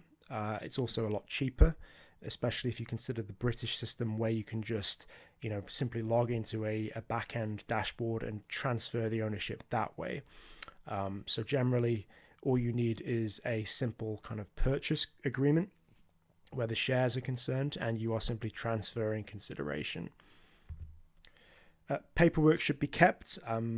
There's probably something else to that sentence as well, but again, same deal as before. Keep your paperwork, invest in a filing cabinet, segment that filing cabinet, keep hard copies of your purchases, your income, any kind of permits or any kind of paperwork that you receive from the government. It's going to save you a lot of heartache down the line. If something happens that you might need to be audited or you need to kind of backtrace your history as far as purchasings are concerned, always keep your paperwork. That's the bottom line. Better to have it and not need it than need it and not have it, etc. Double taxation. So this is where you are taxed at the corporate level as far as your operating profits are concerned, as well as the dividend level. There are a few circumstances where Canada's concerned where if you are a particular kind of corporation, then you receive a more favorable treatment as far as dividends are concerned. But generally speaking, you're going to suffer this. Again, this is the price of limited liability. It's a separate legal entity, so that legal entity needs to pay its own taxes. And you'll also need to file a separate tax return to your own where on behalf of the corporation, where that generally doesn't happen with forms of partnerships. So you can incorporate either provincially or federally, which we'll get into just now. So as it might suggest, if you incorporate provincially, then that gives you a kind of protection to a certain extent, but also an operating license to operate within the province. It doesn't necessarily prohibit you from operating federally or even internationally, but generally speaking, it is better if you are going to be doing work from an international basis or a federal basis to incorporate federally. So that kind of offers you that nationwide protection. A bit of a phlegm there. So it's more expensive actually to incorporate provincially. You also need to pay to do your company searches if you're doing it on the provincial level. It's cheaper to incorporate on the federal level, and it's also cheaper to do a search on the federal level, which kind of lends that extra advantage to incorporating federally. Probably one of the biggest differences is that from the provincial level, there is no annual report that needs to be filed. So again, if you've had experience with British companies, for the very few of you that may have from the Canadian side, is every year you file what's called a confirmation statement. And what this does is it confirms or adds information as far as directors, their location, shareholder information, the location of the business, as well as the kind of operating procedures of the business. So what kind of business is it? What is it doing? It's SIC code in essence, which is standard industrial code, which kind of identifies what the business does. You don't need to do that on the provincial level, but you do need to do that on the on the federal level, and that is around about the cost of $20. So in my opinion, that shouldn't really be taken into account when making your decision to incorporate provincially or federally. You know, if you're going to be worrying about $20 every time you incorporate, or every time you get to that point in the year, then, you know, something's clearly not right within your business if you can't afford that expense. And generally, the kind of advantages of incorporating federally outweigh the disadvantages associated with just, you know, doing a 10-minute filing from the annual report. But again, always seek the advice of a professional, get their take in accordance to your own specific needs, and obviously integrate that with your own incorporation strategy. And you can also have named companies and numbered companies. And from a named company perspective, if you incorporate provincially, it's only protected within the province. If you incorporate federally, then the named corporation is protected on a national basis. So again, if you're going to be operating through that, then it lends that extra form of protection. In case you haven't kind of deduced at this point, there's a heavy kind of leaning towards the federal incorporation over the provincial, but again, that should be taken into account with your own strategy and your own needs as far as the business is concerned. So what is this named and numbered business? You know, what does that mean? What are the kind of associations with each? Well, to put it kind of mildly, a named corporation is a corporation that has a name attached to it from a legal basis. So Fred Smith Carpentry Inc., Fred Smith Brewery Inc., John Cooper Marketing Inc., whatever that name might be, that's what a named corporation is. Whereas a numbered corporation, it doesn't mean it doesn't need to have a name, but from an incorporation standpoint, it's not necessary. You get a random number ascribed to your business, for example, 049624 Canada Inc. And that entitles you to have that limited liability status, but it also takes away the kind of the pain of coming up with a company name, which in my opinion is extremely laborious, just because, you know, generally every business needs a name, some kind of identifiable descriptor. If you're working with other people, then there's got to be consensus on that name, and then once you've reached that consensus, you are kind of bummed out because there's no .com domain available for that. So it does create a bit of issues if the one thing that's standing between you getting your company and operating is a name. So the numbered corporation is quite useful from that perspective, because you can simply set up, you get the limited liability status, and then you can worry about names after the fact. And then you can just have a trading name attached to that business, or a trading name attached to every single brand or operating procedure associated with what it is you do. So that does make things a bit easier. With a named company, you need to cross-reference that with existing names, so you need to do a company search. That's not really the case with a numbered corporation. If you're going to have a named corporation on the provincial level, then you're only protected at that level. If you're doing it federally, then you obviously get that nationwide protection. But that again doesn't happen with a numbered corporation, because all you get is that random number and you can operate. So make life easy for yourself, get a federal numbered corporation, and you can basically get that structure in place. You could begin getting your bank account, you can begin operating, and make it easier for yourself. Again, my opinion, don't kind of take my word as gospel. Seek professional advice where you can, and use what they say as your foundation for whether you should operate as X or Y. Very easy to register. You can go up to this link here. It should still be available, or if not, then just simply type in Canada Business Formation. So go on the government's main kind of website, and it's quite useful because they have a standardized and centralized resource which allows you to either incorporate at the federal level or the provincial level, and there will be kind of sublinks to take you to the necessary or the relevant province. So that is a pretty useful resource. Once you're there, the process pretty standard throughout most businesses. So you register with the Canadian government or the particular province that you're going to be operating through. Information that you'll distribute, so information is about the directors or the executives, the location of the business, the shareholder details, so what number of shares, as well as the distribution of those shares between the parties that own the company, as well as information about the shareholders themselves, and the articles of incorporation, which is kind of your very basic principles and operating systems around the business. You might want to invest in a more detailed agreement down the line, which is always recommended, but that's what you kind of originally start with.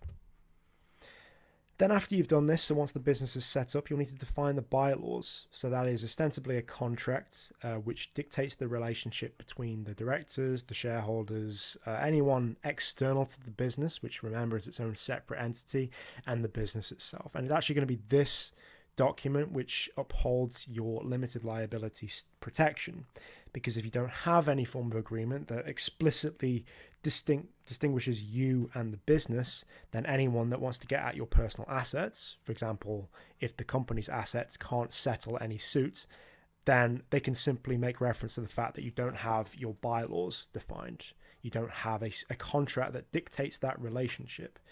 And then the judge can rule, well, actually, they're not operating through limited liability. They're kind of taking the mick a bit with the limited liability status. So I'm going to pierce the corporate veil and put to liability their assets. So again, all this does is define who does what, when, how, and who cannot. So again, wherever there is a relationship, define that relationship. And the price tag for this is generally about $200, which isn't that bad when you compare it to other jurisdictions. It's certainly not as cheap as the British system, but again, there's no real protection outside of limited liability, so it's definitely worth investing in that particular structure. And just a quick kind of lowdown as far as taxes are concerned. All taxes at the kind of corporation level include provincial plus federal. That rate, going off the Ontario rate, because I don't really want to go into every single province, and you can kind of get the point with just one, is about 31%. So that's the corporation tax level. And there are a few, like I said, qualifications for this to kind of get an exception or a deduction, and that is if it's a Canadian controlled private corporation. So imagine your kind of everyday small business where the profits are below $500,000. So that's going to be most small businesses that are owned by resident Canadians.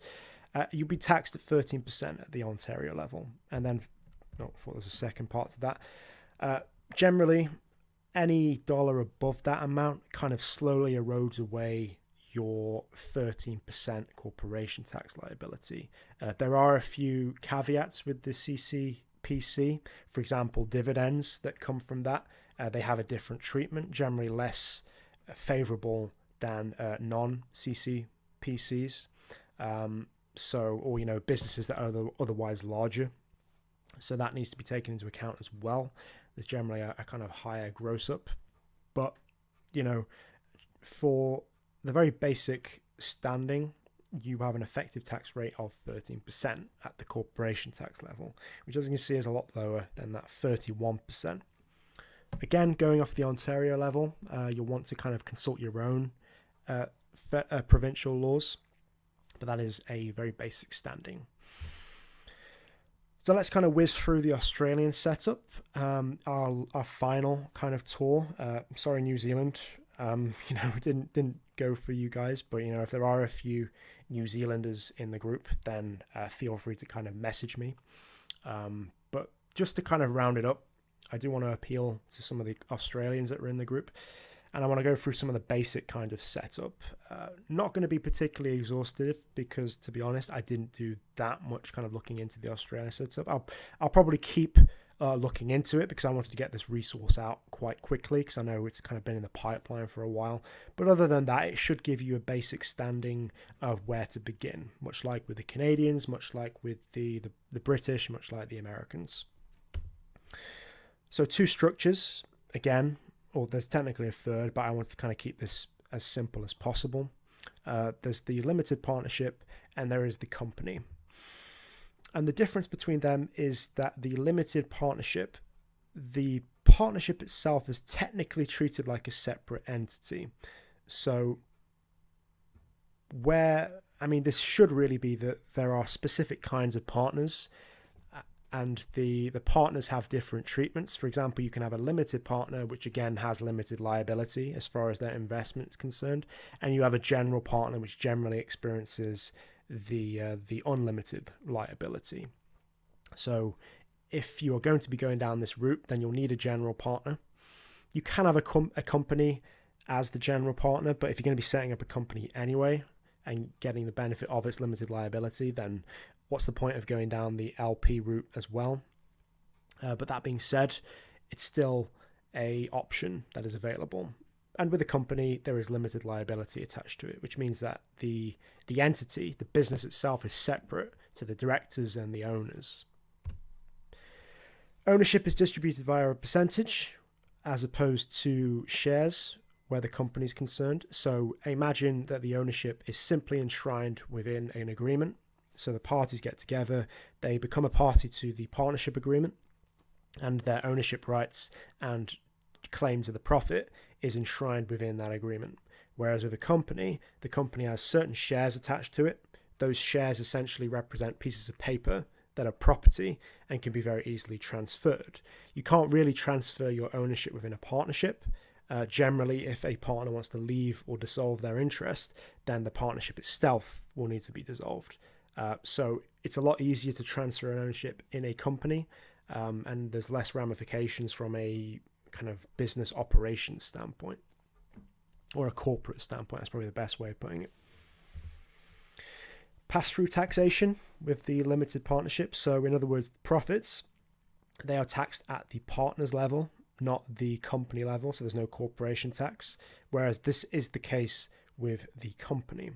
And also with the company, it's quite expensive to set up and manage. Generally with a partnership, or especially a limited partnership, it's simply just the filing of a declaration, and you can generally get on with your business. But from a company perspective, it's a little bit more expensive, and there's a little more paperwork attached to that. But again, good business practice, keep records of your business. Invest in a filing cabinet. Keep an archive of all purchases, all incomings, and that's not only going to help with your accounts, but it's also going to help with your general kind of good business governance. Because if anything happens, you need to make reference to a certain purchase, you can simply make reference to it as quickly as possible by taking reference to that particular document, that invoice, that receipt, etc. Again, partners have limited liability unless you're the general partner. So a general partner will have unlimited liability. That's very important to outline. And there needs to be at least one general partner. and there's double taxation associated with the company, which is not with the limited partnership. So in other words, the company has an operating profit. That operating profit gets tax attached to it. The dividends that come from that post-tax profit then get distributed to shareholders, and the shareholders pay taxes on those dividends. Double taxation. In terms of setting up the Australian business, you can go to the Australian Business Register or the Business Registration Service. The link is here. That should still be the same. And that process, you register the business with the BRS. Same details as every other country, the executives of that company, the location of that business, the shareholder details, so the details of who owns the company, the address, the percentage ownership, a few kind of personal details, the share distribution. So again, the company has a certain number of shares attached to it. What percentage of those shares are given out to the identified shareholders? And then you have the articles of incorporation, which is, again, the kind of overarching governance protocols of the business. And once you've got all that set up, that's sent, you get a fee kind of paid, which is about $495, assuming you're not using a third-party registration service, which I would always recommend because you can generally call upon their specific consulting advice. But again, that's the baseline figure. Pretty expensive, but see it as an investment. Once you've set up that business, you can operate through that limited liability, which is very important, especially if you intend to grow. And that's pretty much it, ladies and gentlemen. That is the business setup. By far the longest proportion of this presentation, but very important, probably what 90% of you are looking for. We are going to be going into the other areas where this is concerned, but that covers most things from the business setup. So again, always use the kind of advice available by a professional. Use their opinions, use their seasoned experience. I should not be taken as the be all and end all authority when forming a corporation. This resource can only really get you so far, because obviously I'm not going to go through individual states, individual circumstances, all the kind of nitty-gritty information that is specific to every party, every kind of group of individuals, every kind of operating process. But again, use this resource how I said you should use it. Use it to start the conversation. Use it as a means of outlining that strategy, so you can have an informed and educated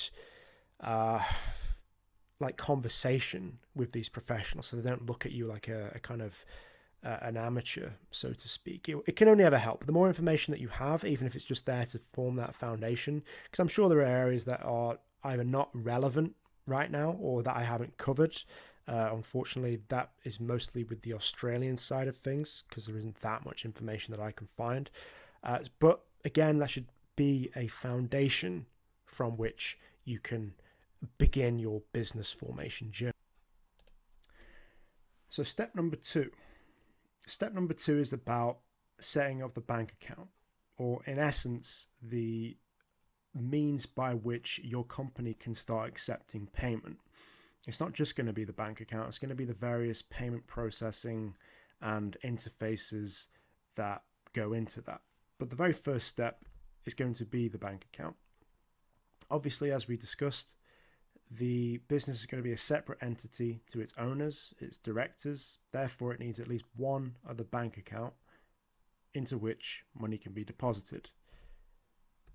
Either the capital you put into the business, the revenue collected from selling your services or products, pay out salaries and dividends to yourself, and also to pay out outlays. So of course you're going to want to have a debit card, a credit card as well, if you have that option available to you. I know in the US it's a lot more kind of common practice to have a credit card almost instantly from setting up a business and setting up a bank account attached to that, but certainly a means of electronic payment, and also a means of tracking all of this. because as you'll soon learn when we get to the accounting proportion of this presentation, the bank statement entries, as we'll call them, is not going to be a sufficient enough information for you to make financial decisions about your company, and it's certainly not going to be sufficient enough to submit to the government, say for tax purposes. So your bank account is really the centralized point from which this happens, because all you need to do is set up your bank account, log in every day, check the incomings and outgoings, or in the case of specific incomings such as investment, or perhaps even checks if you still operate in that basis. You're going to have to kind of manage that yourself. But that's going to allow you to keep a track of those particular transactions. And it's going to be a very important part of your record keeping, because if anything happens outside of your bank account, because let's face it, there are few businesses that keep cash, then it can be quite difficult to manage books from that perspective. So my advice, have everything run through your business's bank account. If it runs through your business's bank account, then you can easily track it. And even if it gets to the point where, you know, you've left it a few months or a few weeks or however long before doing your accounts, and something doesn't quite add up, you know that you can go back line by line in the statement. And as frustrating as that might be, you know that you'll eventually solve the problem because everything is being run through that bank account. The moment you add other platforms, let's call them, or other means, maybe that's other bank accounts, or maybe that's a kind of loose change box at your house or something, then that's when problems start arising. So always run things through the bank account, at least to begin with, and then you make the job a lot easier for yourself. But that's another kind of benefit of the bank account, the means of tracking all of this stuff. And there's really no preference in terms of bank, just any kind of trusted provider. Just a few kind of banks that I've kind of pulled off the top of my head. If you're in the UK, I would certainly recommend Tide. They are probably going to be the fastest provider of a bank account that you can get. Generally, you can get something dealt with within, they do say within a few minutes, but really you're looking at about a week if you're doing it, for the first time, setting things up. But still, you're not going to get any faster, I don't think. Certainly if you go to the more traditional providers like NatWest, for instance, or HSBC, you're looking at anywhere from a few weeks to maybe even a month, because these companies are very big. There's a lot of bureaucracy, and generally their structures are not as kind of digital as what Tides are. So very efficient, very good in terms of getting things done quickly, and also getting things done in a kind of digital manner. Everything is pretty much run through their app. The only kind of drawbacks that this Tide account would have is because there are no physical branches, it's quite difficult to pay money in. You can go into a post office and kind of load cash via your card, but for instance, if you have a check, then there isn't really a facility for you to pay that in, at least not at the point of me making this presentation. So that's the only real drawback, but that only really becomes a problem when you're dealing with HMRC, for instance. They have a very annoying habit of just sending checks as far as VAT is concerned, for example, and that causes problems. But, that could, to a point, be rectified by by making a request for them to deposit into your account. But at the very beginning, it can be quite annoying. But other than that, I would highly recommend Tide. But if not, then any kind of well-known provider. I'm not sure from an American, Canadian, or even an Australian perspective what the equivalent is, but I'm sure there are a few out there. There's a huge kind of competitive environment these days where banking is concerned, and getting things done quickly. I will kind of keep my ear to the ground, so to speak, and if any interesting banking providers do come up, I will either post that in the group, or maybe create another resource and have that put out. But really, any well-respected institution, a well-known name will suffice. You have a lot more choice in the United States. Not really too sure on the Canadian situation, but again, anything that you can trust. Really, you could probably use the bank or the business banking arm of the bank that you use in for your personal banking. Sorry, and then just kind of expedite the process there, because your information will already be on their databases. So there'll be less of a need for you to, say, prove your identity, which would generally be the case if you're going to another bank.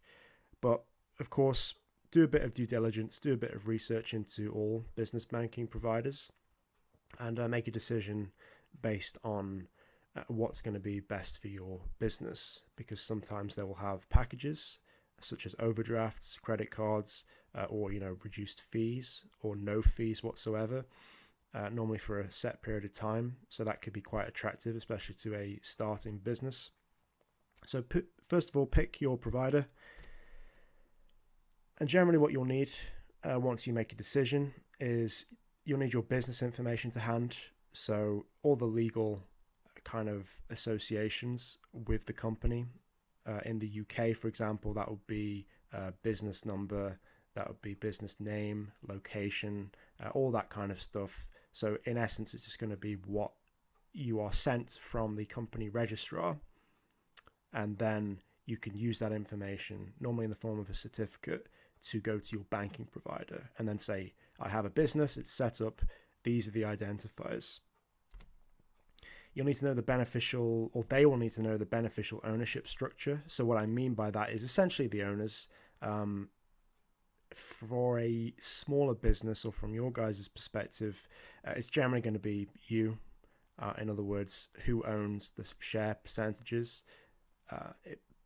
They require this so as to obviously mitigate any fraud risk, because just because a company has shareholders of a certain shareholders on paper doesn't necessarily mean that they are the beneficial owners. Some people hide behind certain agreements, and obviously that can represent a risk from a fraud perspective, so they need that disclosed.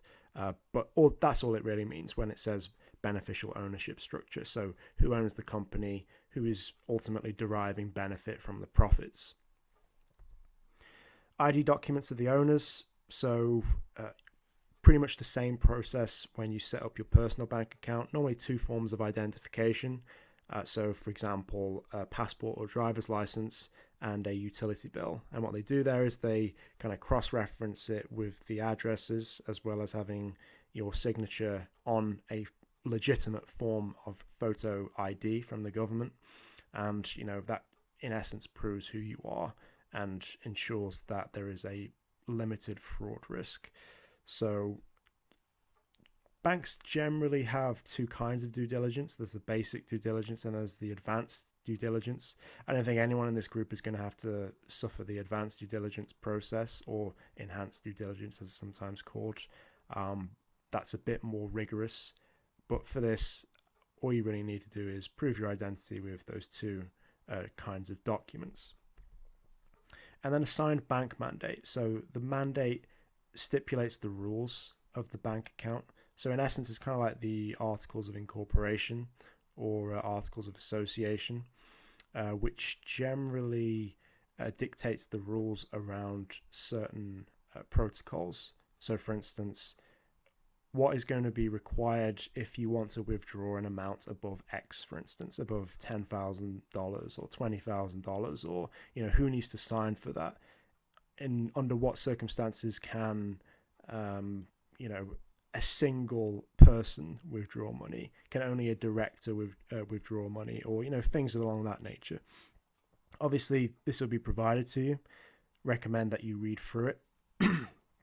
Make sure that things are up to your standard, because of course if something isn't to your standard, you can just go to another provider, but to be honest, they're all pretty much going to be the same. And access. So who's going to have access? That's the final point. Again, if it's just you within the company, it's just going to be yourself. If there are other directors, then you may request that they have access to, and then they can be sent a card for themselves, whether it's a debit card or a credit card or both. In other words, who gets access to the funds and who can make use of that bank account. So once we have our bank account, we can now start thinking about the next stage, which is payment processing. If you're going to be operating an internet-based business, then you will most likely need some form of payment processor attached to your bank account. The two main ones, PayPal and Stripe. I'm not a big fan of PayPal, just because they make things incredibly difficult for suppliers. It's definitely not a supplier platform, at least not anymore. I know a lot of bigger businesses use it, and that's why it's not going to go out of fashion anytime soon. But they have a really bad habit of making it extremely difficult to accept money if you've just started. And in fact, a lot of the time, they will keep your funds to ransom, whether right at the beginning of your kind of business journey or at some point beyond a threshold. So that threshold could be $20,000. I believe that's when it kind of causes issues, but really it could be any point. And that kind of uncertainty makes me very uncomfortable. So I just avoid it. And also what they do, which is quite sneaky and a bit disgusting, to be honest, is if you accept money, so they'll take your money to begin with, or they'll take money from your customer, and you obviously want to cash it out, then they will put an extended period of time before you can cash it out. Then they'll send you something along the lines of, we've restricted this to another 180 days. We need more information from you. In other words, confirm your bank account, for example, or, confirm your identity. And it's at this point where they will pretty much slap a lifetime ban on you as far as that account is concerned, because they'll use that information that you had provided to pretty much lock you up in as far as PayPal is concerned. It's just a very slippery platform. I know a lot of people kind of think otherwise, and if it works for you, then you do you. If it works for you, then have that. I personally don't. You can very easily get around all your payment processing needs by having Stripe. I know a few kind of affiliate networks do operate through PayPal, but to be honest, you can very easily get in touch with them and say, I'd prefer a direct bank transfer or even a check. I would rather go down the route of having a check sent to me than having it go through PayPal. And a lot of the time they can be amenable to that. So if you can avoid PayPal, I would. If you think it works for you, and it's like, I don't know what you're on about, Sam, I've been using it, then, do whatever works for you. That's just my opinion. I personally don't want to put any more money in PayPal's pocket. But of course, that's up to the discretion of your business. Assuming Stripe, because in case you hadn't noticed, I am more leaning towards Stripe than I do PayPal. All you need to do is set that up. Again, business information, things about directors, things about location, activities of the business, beneficial ownership structure. So again, who has a significant kind of controlling interest in the company. This is most likely going to be shareholders. So again, that's going to be you. If you are operate this a bit more, not quite advanced necessarily, but if you do have that particular structure, if you are operating on a group basis, in other words, you have a company at the top, limited liability company, and a company underneath that, let's say 100% owned by the group company, the company at the top of that structure, then they will want to know the beneficial ownership right at the end. So you could have like 5 different companies owned by one at the top, but if that all leads back to one person, or let's say 4 people with 25%, I think it's about 25%, where they say you need to disclose beneficial ownership kind of information, then that's the information they want. They don't want to know a the business behind the business. They want to know the people behind the business, because obviously that feeds into their fraud mitigation. And of course, you don't want to screw things up for yourself, because Stripe is a payment processor as well. They have to follow the law. Anything that kind of raises flags, then you're going to get banned from that as well, or face similar issues. And at this point, nothing to hide, so there's no point kind of trying to hide behind that stuff. I bring it up because a few people had used that kind of group structure, and that kind of messed with them. So do keep that in mind. Bank account. So obviously you'll need to kind of apply your bank details. In the UK, that's your bank number, your sort code.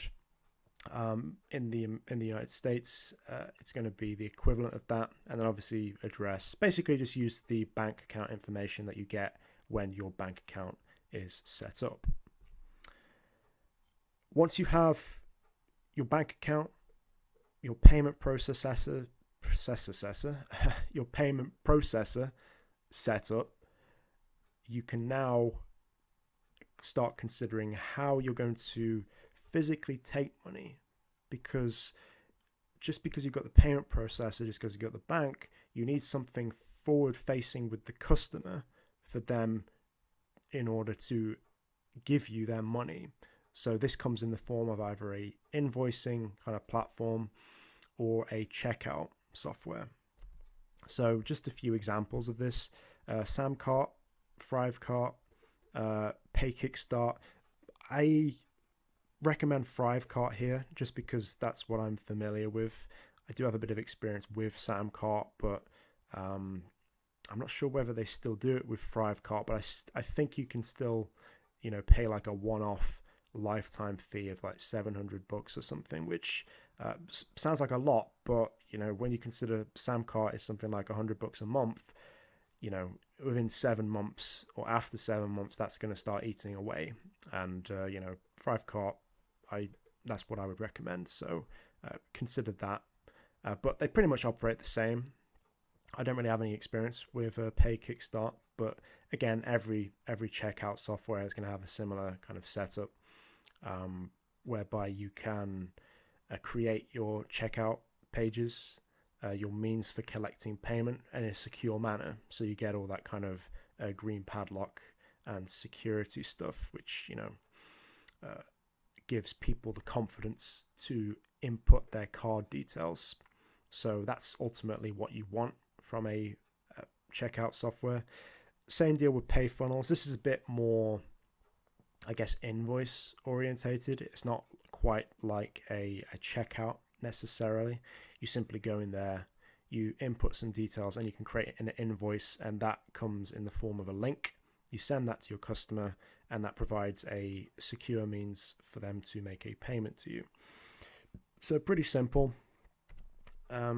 Once you've set that up, you can use the kind of APIs and the integrations on both sides to connect the two together. And then obviously your checkout software will communicate with your payment processor, will communicate with your bank account.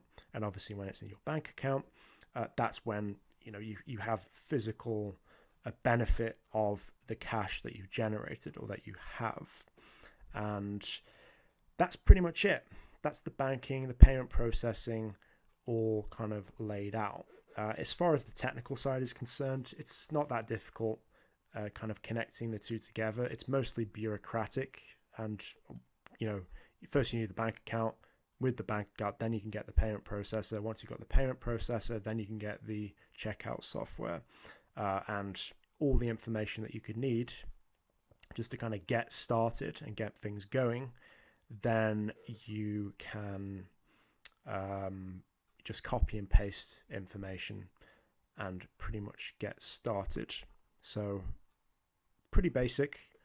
You'll have most of this information once you've set up your business anyway.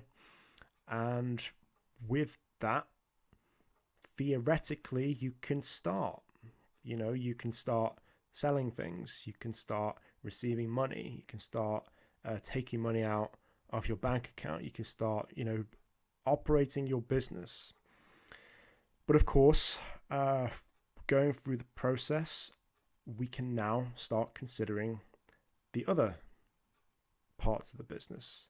So we have our business set up, we have our bank in place and our payment processing in place, all that's communicating correctly.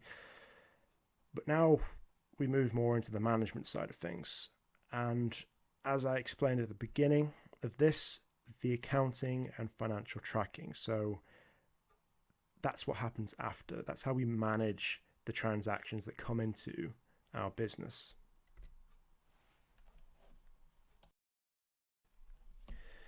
This is where things get a little bit more interesting, a little bit more practical, because we're now delving into what happens when the business is operational, or when things start to kind of resemble more of a proper business. And in order to set myself up for this, we need to go back to our previous structure.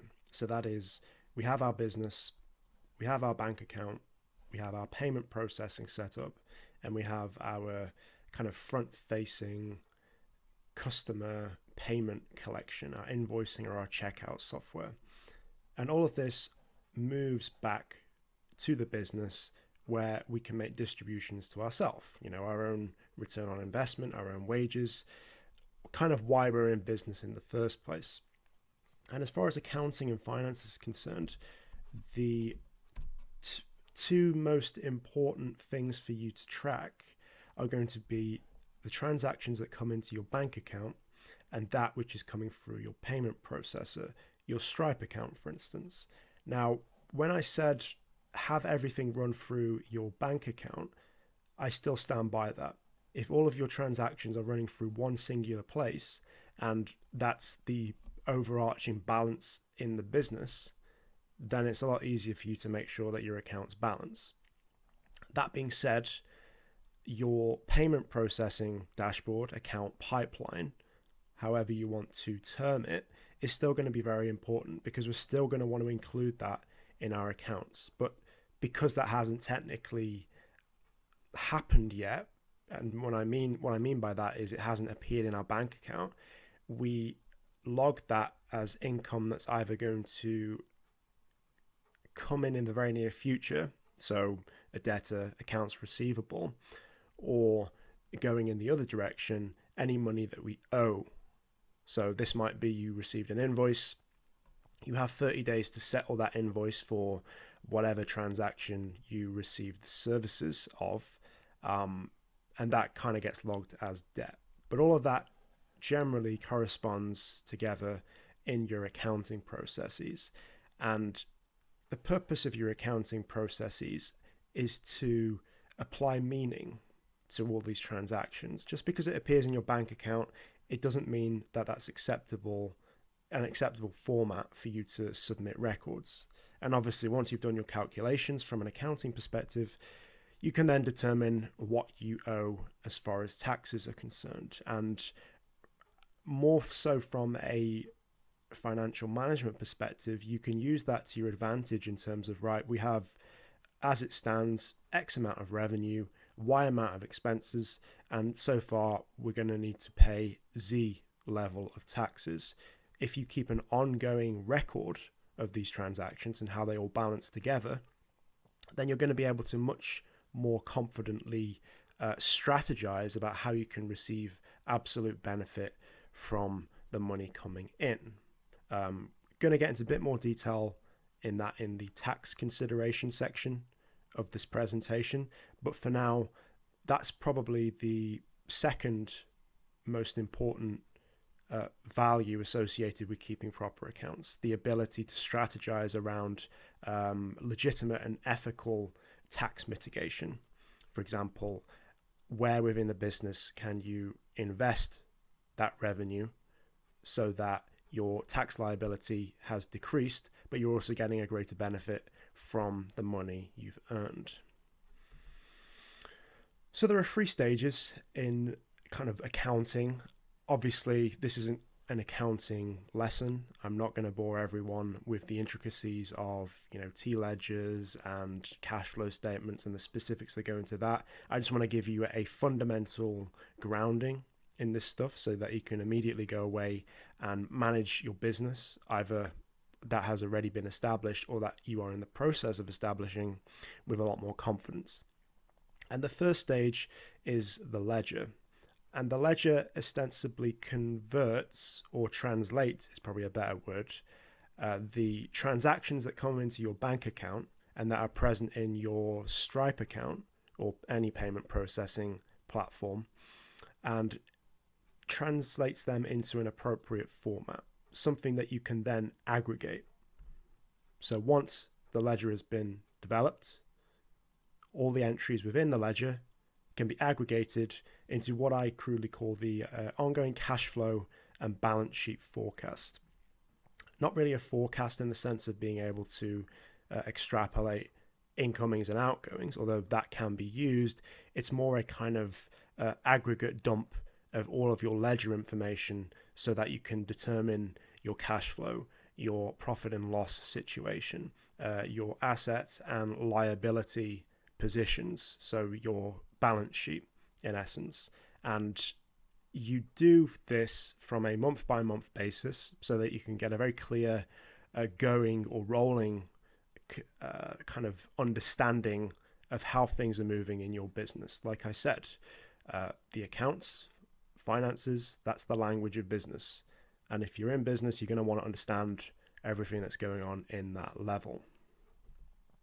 And then finally, the aggregate of those months, so for instance, the aggregate of January, February, March, etc., becomes your kind of year-end financial statements, your balance sheet, your income statement, your cash flow statement, which you don't need to submit. Generally, smaller businesses don't need to submit cash flows, but it's always good to have for your own consumption, because the cash flow statement acts as a balance between your income statement and your balance sheet. So it kind of fills in the gaps with transactions that don't appear on the income statement. For instance, if you purchase capital equipment, that doesn't really go on the income statement if you're buying it outright, but it needs to go somewhere, because you can't just have a transaction that appears on your balance sheet without appearing elsewhere, because that doesn't balance. That's the whole point of balancing. You have at least two areas so that there is extra meaning. But that's kind of the ultimate end goal of this whole accounting thing, the aggregate data of your finances. And after this point, this would generally be where you get audited if you are that kind of business. But for many of you guys, that's not really going to be a consideration right now. But that is simply getting a third party to verify that everything in these statements is correct, and they will generally need to go back over your ledger, for instance, and all the records that you kept in that way, all your records that correlate to the entries in the ledger. So let's do a bit of an exercise just to demonstrate what you will do with where accounting is concerned. I've put together a very, very basic kind of bank statement type deal. So this is something that's very familiar with people. You'll have a statement that will detail your transactions line by line or day by day, in essence, of what came in, what came out, and what the effective balance was with that. So as you can see, we have a number of transactions. We got a B. Smith kind of input. Let's say that B. Smith is the owner, Bill Smith Limited. We have a deposit via Stripe. We had a Couriers PC World kind of purchase, so that represented an outflow, some Facebook marketing, and maybe we bought ourselves coffee, because what's the point of having a business if you can't enjoy some of the more lucrative luxuries that come with that? And then a few kind of miscellaneous office expenses. Now I've applied meaning to that, but given a kind of initial look, you don't know what these mean. You don't know what B. Smith means and why that's an in. You don't know why necessarily you paid $2.50 for Starbucks. And as far as these Staples transactions, if it's even still around, I think they've kind of closed their doors now, but you don't know what exactly they represent. So this is where we would come and apply meaning through our ledger, which I'll show in a few moments. A few other transactions, just to demonstrate my point previously. Let's assume we have in transit, so in our kind of Stripe pipeline, which we'll receive in say 3 days time, or 7 days if you're just beginning, £1,000. So maybe we perform some services, someone has paid us, and we're waiting on that money to arrive in our account. And we had received an invoice from, I don't know, a company like a boiler repair company that we need to settle within 30 days. So that is a liability that we would need to settle, but that hasn't affected our cash yet. So that just sits on our balance sheet. But of course, like I said, these transactions as they stand, they don't really tell us much. They certainly don't give us a full picture of how the inflows and outflows within the business are truly affecting us. And more importantly, we don't really know what our tax position is. So with that, here's something I prepared earlier.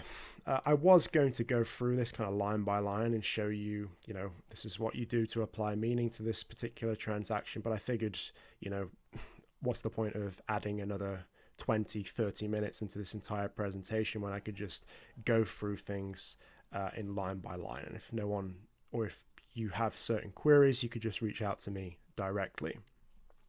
But fundamentally, this is what your ledger will look like. Now, this is kind of my take on it. This certainly isn't generally what an actual accountant will do. In fact, to many accountants, this might look disgusting. This might look like a complete and utter shambles of what a ledger looks like. But as far as applying a very basic meaning to transactions and understanding what accounts are affected, in other words, your debits and credits, it does a pretty good job of doing that. And like I said at the very beginning, I'm pretty old school. I like to kind of keep my own records. I like to keep my own balances. Not that I don't trust the balance that's present in the bank account, but I like to know how things arrived at certain points. So just going through these transactions, our very first entry was the B. Smith deposit. Now, from the bank account perspective, you don't really know what that represented. You could have maybe made some inferences of, okay, it's called Bill Smith Limited, and B. Smith made a deposit, but that still doesn't apply the full meaning of the transaction. But with the ledger, it does provide meaning, because we can see very easily that it's called up share capital. It's an investment, and it affected the cash and equivalents, so cash went in, and that is balanced by, okay, why did cash go in? Well, someone purchased shares within the business, and that's why it's affected these two areas. And you'll see the meaning of this when we go into the ongoing cash flow and the balance sheet. But fundamentally, these are the two accounts that are established. With the other inflow, which was the 2,500, we can see cash went in again, but this cash represented revenue. So in other words, it wasn't an investment. It was money that we had received for providing goods or services. In other words, why our business exists. And moving on, our Currys PC World transaction, we can again apply further meaning. So in the bank account, all we saw was that some company called Currys PC World represented a £500 outflow. But with this, we can see why that was included, because we purchased capital equipment for the business, or we purchased a tangible asset. And then moving forward in a similar fashion. So our Facebook advertising, we paid $700 for that. Our coffee, so our Starbucks treat, we paid $250 for that, and that counts as, travel and subsistence. And our miscellaneous stationery purchases. Now, if you wanted to be really detailed, and of course it's always good to be detailed, you could break this down. So for instance, if you purchased, a few pens, some printing paper, some folders, all these miscellaneous things that added up to about £20, you can break that down as you see fit. Of course, for the sake of this example, I have just done things in an aggregate perspective, but I would always recommend the more detail you can go into where these transactions are concerned, the better. And as far as our pipeline transactions, this is where it gets a little bit tasty. So our main revenue, again, but for pipeline cash flows. And this actually sits as an asset on our balance sheet because it's not turned into cash yet. That cash has not yet appeared in our account. We technically do not have the benefit of that insofar as being able to make transactions outside of the payment processor and, ultimately, I guess, benefit ourselves, which is why we're in business again. But we still log that in our income statement because that is still revenue that we have earned. We just haven't received the cash for it yet. So we want to take that into consideration as we're building out our financial statements. And a similar principle works for our outflows. So in other words, window repair in office, the glazier has come, he's repaired the window and he's invoiced us. I guess it's a pretty expensive window for £300, but whatever. We paid the guy, got him to do the thing. And that's our kind of transactions. So our bank account transactions now have meaning. We can look into this after having saw Starbucks. Why am I paying money to Starbucks? Oh, okay. So the dates add up and, I bought coffee that day. That makes sense. Other things you want to put in the ledger, just to kind of make things simple, is a reference to a receipt. So again, I recommended that you keep all your paperwork, I keep all your receipts, your invoices, etc. And then what I tend to do is I number them. It's pretty basic here, but what I would generally number is the accounting period, the month of that accounting period, and that transaction. So this might be, if it's the first month of the first accounting period, I would put 101, and then I might put another 01 because that's the first transaction to have occurred. But generally, any naming convention can work so long as you can make reference to it. And it's always good to keep the kind of records of that. So whether you're scanning them into the computer and keeping a Dropbox folder, for instance, January expenses, February expenses, January income, February income, and so forth, you can very easily make reference to that. Again, consider it in the sense that the government is going to audit you. They're going to want to see where things have come in, and you need to, without shadow of a doubt, prove why this transaction is present.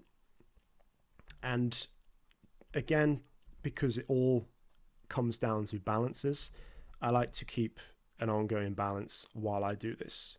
So for instance, assuming we started at the beginning, we have 0. Obviously we made our investment, or Bill Smith made his investment. So our balance is now 1,000. Our main revenue came in, so that's plus 250. We now have 3,500, and then so on and so forth until we get to the bottom transaction. And of course, these pipelined revenues and pipelined expenses do not affect our balance because they haven't been paid out yet, theoretically. That doesn't change the transaction. And as you can see, going back to our statement, it balances. Our balance end is the same as that which is within our ledger. So that works. I know now that, okay, meaning's been applied, everything works out because it balances. We can now move on. So we can now aggregate this data. So this is the ongoing budget, or the ongoing cash flow statement, or however you want to put it. And essentially this aggregates all of these transactions here, because as you can see, there are a few accounts that were affected more than once. So for instance, admin and office expense was affected twice, which is the only one in fact, but of course you want to give a ongoing picture of why that has been affected. And we can put that in our main cash flow budget. So starting from the top, we'll have our sales. So that's the aggregate of all sales that have come in. So again, it's the 2,500 that did enter our account, and it's the 1,000 that we have pipelined. We still want to include that because that's what's going to be coming into our business. Moving down, we didn't really have any cost of goods sold, which is essentially your direct expenses. So that which is primarily associated with delivering these goods. So just to give you an example, let's assume you are a packing company, and that packing company obviously packs goods that your customers want sold. So if you were buying cardboard boxes, for instance, to deliver John Peterson's products, then obviously you need to buy cardboard boxes for John Peterson. So that is a direct cost, because you wouldn't be making that purchase if John Peterson wasn't a client of yours. But that's generally just the difference, and that gets subtracted from your main revenue or your sales, and you get your gross profit or your total income in essence. Moving further down, we go to the kind of overheads, so the main kind of meat of the income statement, which is represented in this top part of the ongoing cash flow. And again, this is just aggregated of all the amounts that had occurred here. So as you can see, we've got our advertising expense, we got our admin and office expense, which comes to 80, and we got our Starbucks expense. And all of that makes sense. All of that adds up. And obviously we have our 300, which is the money that we will owe or will appear in our income statement, although we haven't paid out yet. So it's still important that we include that where possible. From this, we have a total expense of 1,082.5, and we have an operating profit. So this is generally what's being taxed. So you talk about profits being taxed, it's your operating profit that gets taxed. That hasn't been worked out yet. We're going to get to that in a moment. But that still leaves us with a profit of this amount. But of course, income statements can be quite deceiving. Like I said, we've included the 1,000 that we haven't received yet in our main revenue. And likewise, we've included the 300 that we haven't paid out yet. So in other words, what we are owed but have not received is included, and what we owe and have not paid out is included as well. So this is where we rebalance with our cash flow statement. Three statements: income statement, cash flow statement, balance sheet. Cash flow statement fills in the holes left by the income statement. In other words, we need a truer picture of what our cash position is. So in essence, we have a net figure of this 1,000 that's come in and this 300 that's going out, or the 1,000 that will be coming in and the 300 that will be going out. And that leaves us with 700, negative 700, because we need to take that away because we want it to balance out. And that leaves us with this figure here, our net cash flows from operations. When that 1,000 hits our account, we can simply reduce that 1,000 so it becomes 300. And then when we pay out the 300, it will go back to zero. And these figures will make sense. They will balance out. Hopefully that makes sense at this point. It is basically just kind of tracking transactions, making sure that things balance out.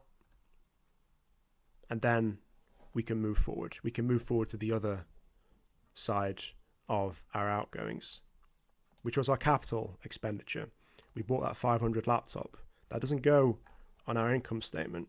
General rule of thumb, if you make a purchase and you expect to receive benefit of that purchase beyond the first year or beyond the 12 months from when you make it, then that is a capital expense. So you would expect that to be a laptop. You would expect that to be some form of capital equipment that you would generally depreciate over time. But that is a little bit more advanced, so we're not going to get into all of that right now. For now, all I want you to kind of decide, or I need you to kind of lock down in your mind, is your capital expenditures go on the bottom part of this sheet, because you don't deduct that for tax purposes. There are certain credits when making capital purchases. So for instance, there is entrepreneurs relief in the UK, which allows you to deduct that in your taxes. Similar credits in the United States as well. But you need to appreciate that and just kind of recognize it, put it in the right place, and you keep proper accounts that way. And our equity investments, so again, that 1,000 that we invested, or Mr. Bill Smith invested, that is not revenue, so it doesn't go in our income statement. That is an investment, so that goes on the bottom part, or our financing activities. And as you can see, our net increase in cash was this amount, the 2217.5, which balances here, 2217.5, and balances in our bank account as well, 2217.5. So we now know that these statements are correct because it balances, and we can always make reference to, if we're not sure, that is, where things have gone wrong. Because if this balance was different, then we know that something's gone up or gone wrong in our cash flow statement or in our income statement. Like maybe we didn't account for the 300 that we've yet to have paid. Maybe we didn't. Maybe we included that as money that has gone out. So again, use that to your advantage as well. Once we've aggregated this information, we can go over to the end here, and essentially this aggregation, this line here, this is our financial statement. This is cumulatively our income statement, so up until this bit here, and our cash flow statement, which is this bottom part here. This aggregation is our income statement and cash flow statement respectively. So the sheet already does this for you in terms of working out that amount, and it also calculates your tax at the current corporation tax rate, and it adds it back in as well, because of course we have not yet paid out that tax. It's just a calculation, so we don't want to create any issues as far as not having a balance or not having our accounts balance, and that works because it balances here. So it all works together. That's why we have checks and balances. That's why we have a balance sheet, in essence, which we're going to get into in a moment, because if things all add up and they are communicated in the right way, then our bank account will add up with our ongoing cash flow, will add up with our ongoing balance sheet, and that aggregation will be our income statement, it will be our balance sheet, it'll be our cash flow statement, and we know we're keeping proper accounts. So that's only half the picture, or 2/3 of the picture. We can now move on to our balance sheet, and the balance sheet is the tracking of the company's assets and its liabilities, and the difference between that is what we own in the company. So in other words, the top part is our assets, what we possess. The middle part is our liabilities, so what we owe. And the difference between all that is our equity section, which is what we own. That is probably the easiest non-accounting way to think about all this. So let's go through these transactions. Our tangible assets, so the laptop we bought, we're gonna depreciate that over time.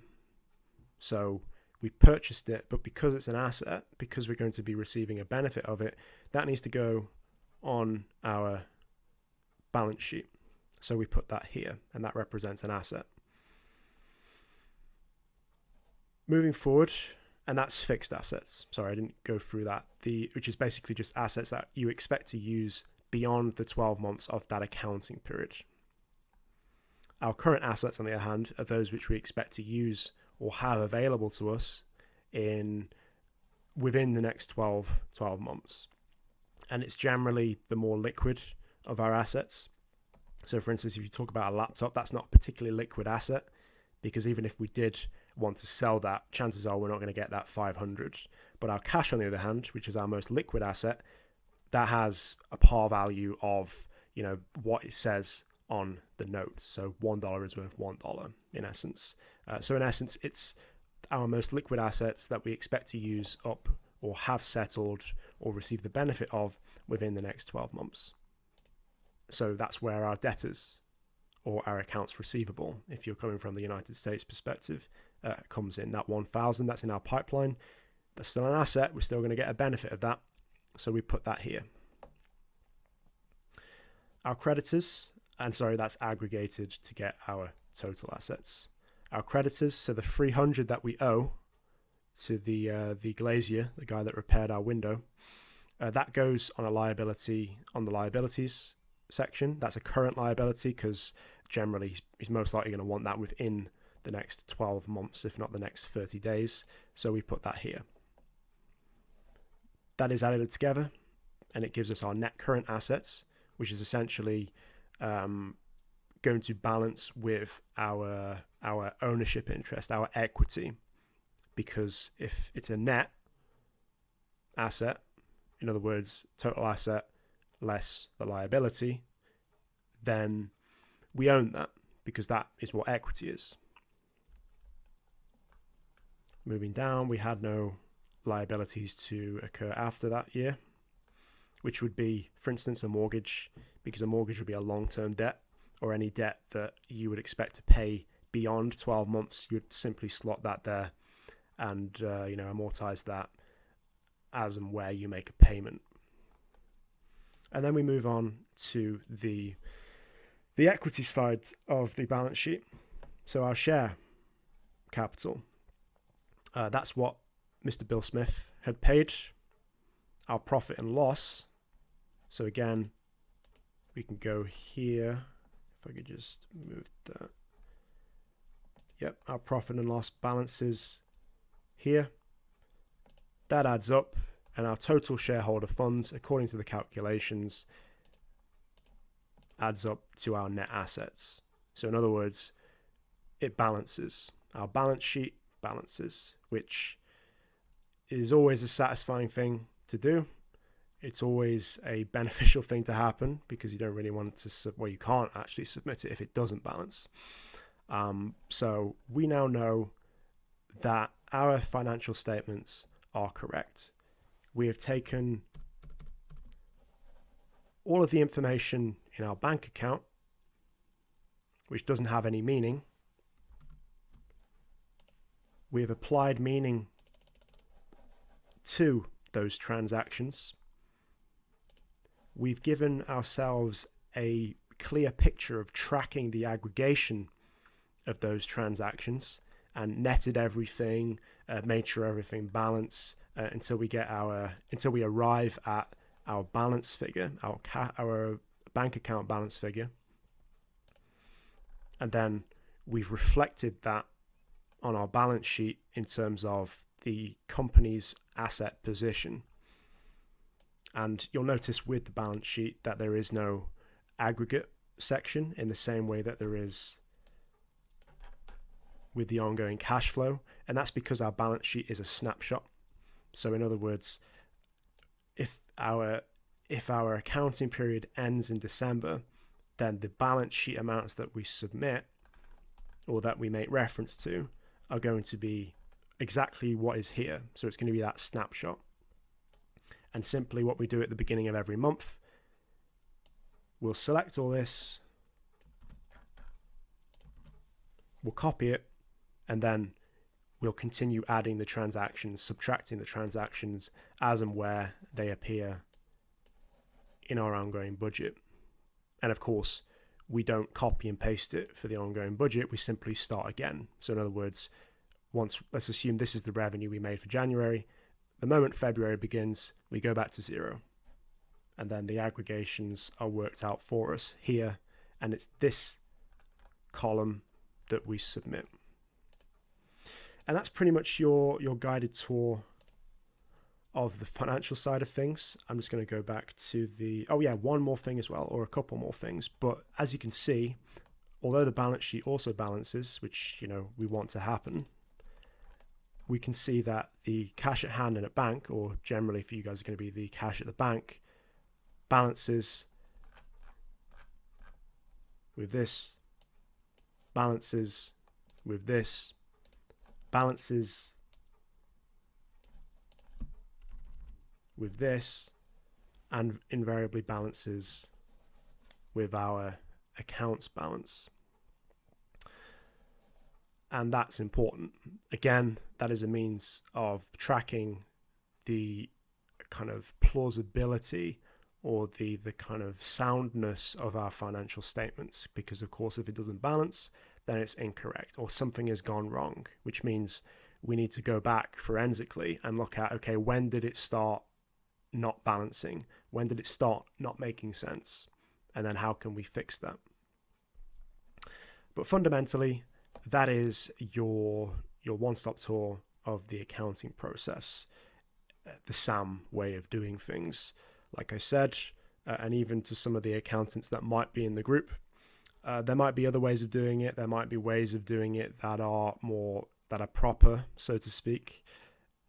Obviously, do what works for you, but ensure that everything balances. This is a very basic kind of run through of it.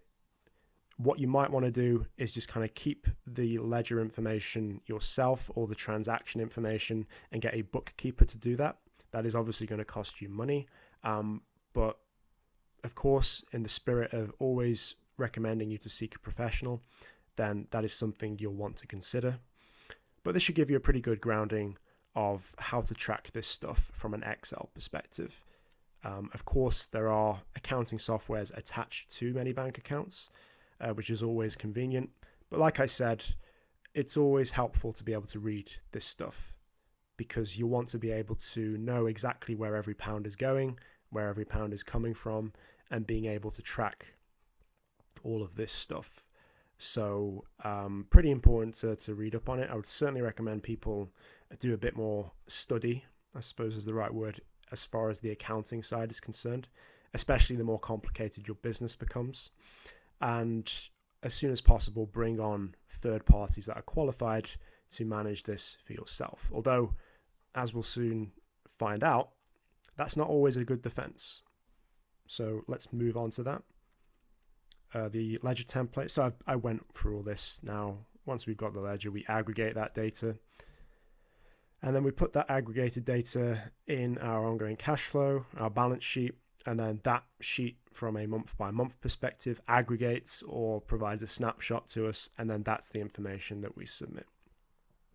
And just to kind of make things a bit clear, the format that I went through, as far as the income statement's concerned, as far as the balance sheet's concerned, and all of that other kind of stuff, that is the British kind of HMRC tax submission and computation, I guess, format. It may be slightly different in the US, but generally the systems are quite similar. In other words, there's going to be an accounting expense that you can pretty much deduce from similarities that I just went through. There's going to be a wage expense. Just kind of change accordingly, adapt where possible, and that should work out well for you. But fundamentally, it's going to follow the same principles, regardless of any of the specific nuances that might be present. So do take that into consideration as well. What I will do is I'll provide these sheets for you, and this should be a good idea, or should be a good, I guess, starting point for you guys to be able to track certain transactions, or all of your transactions generally, and then you could just do some research yourself or seek the advice of a professional to adapt these resources to best suit your needs. Or you could again seek the advice of an actual professional who might be able to provide those resources for you. So considerations, in my opinion. I'm going to be going through a lot of what I went through already, but doesn't hurt to keep mentioning it to the point where you're so sick of it, you're just going to rage quit this video. But at least I would have discharged my obligations to you guys and keeping myself out of any potential liability. So first consideration, keep your receipts. Again, even if you're keeping digital copies, I always like to keep hard copies as well. Invest in a filing cabinet, put all of your paperwork or your receipts in an organized way here. That way, if someone does contact you, and obviously they've proven themselves to be from a governmental agency, you can very easily produce that evidence and say, there you go, let me get on with earning money so I can keep paying your wages. So always keep records. Good habit to get into. A lot of the time it's going to be a legal requirement of yours. In fact, generally there's always a legal obligation if you have a business to keep your receipts, keep your records, and you will be protected from that perspective. An accountant won't 100% solve your problem. So a lot of you are probably going through this and thinking, Sam, I don't get any of this. I'm pretty sure you're doing it wrong anyway. I'm pretty sure you've missed a few things. I'm just going to hire accountants and they're going to do all of this stuff for me. I couldn't agree with you more. If you can hire an accountant, I would recommend you do so. But they will say to you the moment you go to them and say, Mr. Accountant, can you file my tax return for me? Can you file my company's accounts? They will go, sure. Where are your statements? Where are your receipts? They will generally ask for the information that we've gone through. They'll ask for your ledger. They'll ask for your income statement as it stands. They'll ask for all of that kind of stuff. If you want someone to produce that for you, then that is bookkeeping. In other words, having a ledger, aggregating that data into its correct format, that's going to be an extra cost. That's going to be a service that they would generally upsell to you. So if you are there wanting to hire an accountant to solve your problem, they will probably solve like 10% of it. You still need to do, if you're not going to hire a bookkeeper as well or have them do bookkeeping services for you, you'll still need to provide that information. So do keep that in mind. That is a very important consideration. Generally, it's pretty cheap to get an accountant to file your return for you, and it does lend extra credibility to the business as well. So that is another positive. But a bookkeeper is a separate service in itself. Again, remember the ledger, the aggregation of that data, that's bookkeeping. Accounting comes into the frame of kind of making sure all of that adds up and making the submissions. But generally, there's still going to be a requirement for you to keep books, keep records, even if it's just basically a ledger of some description. That's something that you'll need to remember. Make doing the accounts part of your daily routine. So, at the end of every day or at the beginning of every day, log into your bank account, log into your Stripe account, take down the new transactions that came through, add meaning to those transactions, aggregate them and put into your ongoing cash flow statement, and then aggregate again or make the necessary additions and deductions to produce your balance sheet. Probably take you 15, 20 minutes, half an hour at the end of every day. But that is better than spending 2, 3, 4 hours a week before your tax deadline and your balance sheet isn't balancing, or the balance on the cash flow statement does not reflect that which is in the bank account. So make that part of your daily routine. And also by doing that, you'll be able to see patterns as far as your business's spending is concerned. Like if in January your revenue was £2,000 and your advertising expense was £1,000, so that's a 2-to-1 return. Yet in February you spent the same amount in advertising but got less in revenue. You might want to start questioning, well, what happened? Really I should be getting the same amount. So you can start applying meaning to those figures beyond that which is just present in the ledger. So in other words, it's a means of tracking your financial KPIs. I mean, what I did have or can provide is in this sheet, each month will have 2 columns. So you'd have a forecasted column and an actual column. So this would generally represent your actual column. And then you can use the mirrored transactions or the mirrored accounts to provide some basic forecasting, and then obviously compare them side by side, and then use that as a means of judging your financial KPIs. So that is another value of keeping the accounts yourself, and another important aspect of why you need to at least have a basic understanding of this side of the business, as well as producing them every day, or constantly having them balanced, I think. And organize your admin properly. So again, this comes back to organization, keeping records, keeping receipts. Invest in systems that will allow you to easily archive this stuff. So again, I like I said, I like to keep hard copies in addition to digital copies. So just create a Dropbox folder, and that Dropbox folder, you'll have accounts.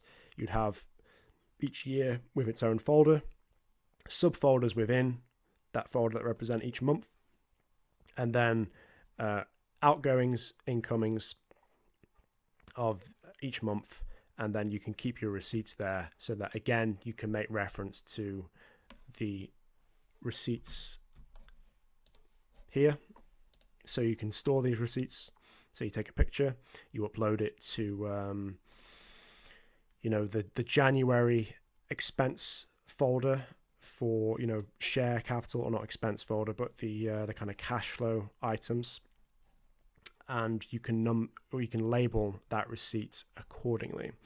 Again, what I might do is provide additional resources into how I would structure a Dropbox folder, how you would structure an archive, so that will keep things nice and organized for you.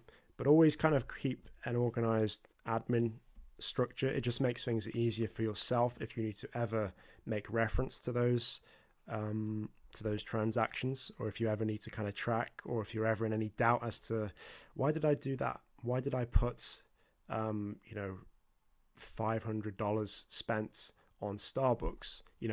Why did I do this, and for how long was I doing it? Is it adding value to my business, etc.?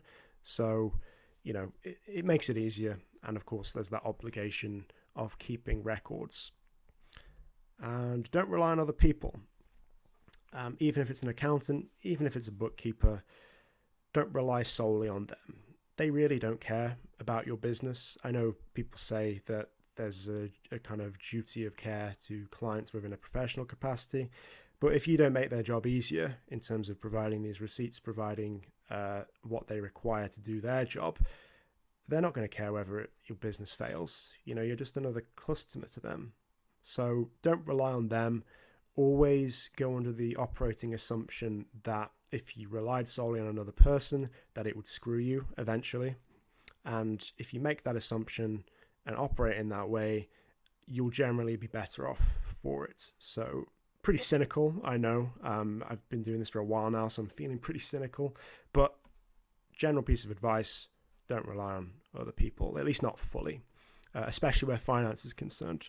If there's one area that I'd want you to have full control over your business, it'll be the financial aspect. Anything else you can very easily outsource. But even to this day, outsourcing things with my own businesses, I pretty much do the financial side myself, because that's where I want to have maximum control. And that's the accounting proportion done. It should give you a very good foundation. It should give you enough to start the conversation with any accountant moving forward, any bookkeeper moving forward. And now you have a very basic strategy and toolbox. You can tell I've been doing this for some time now, to eventually get started and be able to track what's going on in your business, because ultimately it's going to be within your accounts and within your financial tracking where you can determine the success, failure, and to which extent of your business, and gauge the feasibility of a given project, of products, whether that's a product you're creating yourself or whether that's affiliate products that you're selling on someone else's behalf, and you'll be better off for being able to deduce that meaning. Now we can start considering the legal considerations. And the best way to begin this part is by saying that all business is a contract. Remember what I told you at the very beginning. Wherever there is a relationship, that relationship needs to be defined. And going right back to the beginning of this presentation, everything we've discussed so far involves legal. It involves having a relationship defined, having the obligations of each relationship outlined, and to a certain extent, setting the expectations. For example, when you set up a business, by setting up a business, you are adhering to the social obligations required in terms of managing that business. You are given limited liability, so that is what you gain from that transaction. And in return for that limited liability, so the reverse kind of consideration is you agree to, manage that entity, to put the entity and the owners of that entity's business ahead of yourself, and to also pay your taxes and keep appropriate and relevant financial documentation and records. Likewise, if you set up a bank account, when you set up a bank account, you will sign a contract, and that contract will detail your relationship with that bank. Just like when you agree to the terms and conditions of your payment processor, you are agreeing to the obligations around the use of that platform, accepting the terms and conditions in essence. And to a certain extent, you're doing the same with the accounting and the finance, because the accounting and finance is all down to you properly discharging your obligations that you agreed to when you set up the business by keeping appropriate financial records and tracking the incomings and outgoings in a relevant way. So all business is a contract, and the contract doesn't just end when you set up the business or when you set up the bank account. It's ongoing. And with the spirit of what I just said, wherever there is a relationship between the business and another party, even yourself, there needs to be some form of rules, terms and conditions, obligations and expectations. So your relationship with the business, that's where the operating agreement comes into place, or where your corporation contract comes into place, your shareholders agreement, your business's relationship with its assets. For example, if you purchase via a lease, for instance, technically not an asset in the sense of that sitting on your balance sheet, but certainly an asset in the sense of you having use of that particular item, then you will sign an agreement with that. Or your business, through you, is agreeing to the terms and conditions of that lease. Or a mortgage. Your relationship with the government. So again, this contract that you agree to when you set up a limited liability business, or even if you operate as a sole trader, the moment you register, you are agreeing to abide by the tax system and the rules of governance around that business. You can't escape that relationship. And your customer's relationship with the business as well. So of course, whenever your customer buys into your company's product or makes use of the services that you're offering, you're going to want that relationship very detailed and defined as much as possible, if not for the fact of protecting yourself, but also to set expectations.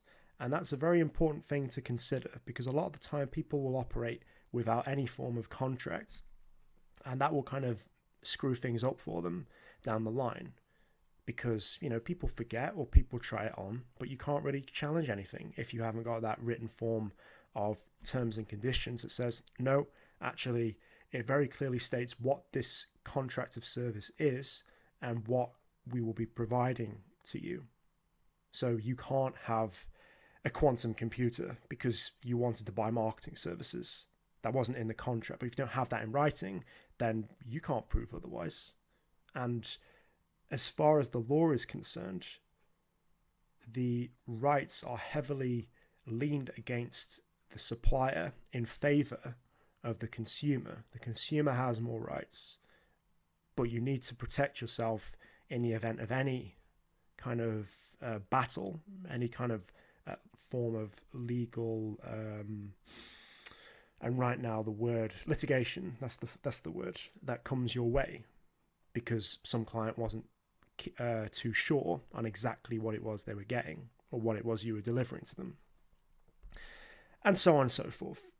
The basic rule is wherever there is a relationship, whether internal to the organization or external, you need a contract. You need some form of written rules around that relationship. Even marriage, for God's sake, has terms and conditions around it. But, I'm not going to get into that particular argument just yet. So you need a contract, period. Obviously, you don't need a single contract. You need a contract for whichever circumstance you find yourself in with another party, whether that's another business, whether that's an individual, whether that's yourself. Like I said at the very beginning when we were talking about company formation, if you don't have an operating agreement or a clear form of separation between you and the business, then the case can be made that there is no separation, regardless of this limited liability company that just so happens to exist. If you infringe those terms and conditions of keeping a distinct difference between you and the business, then that can be challenged. So that's one example. And of course, we already explained the example of when you're dealing with clients. So I've actually broken contractual protection, as we'll kind of refer to it during this proportion of the presentation, into several sections. There's internal contractual protection.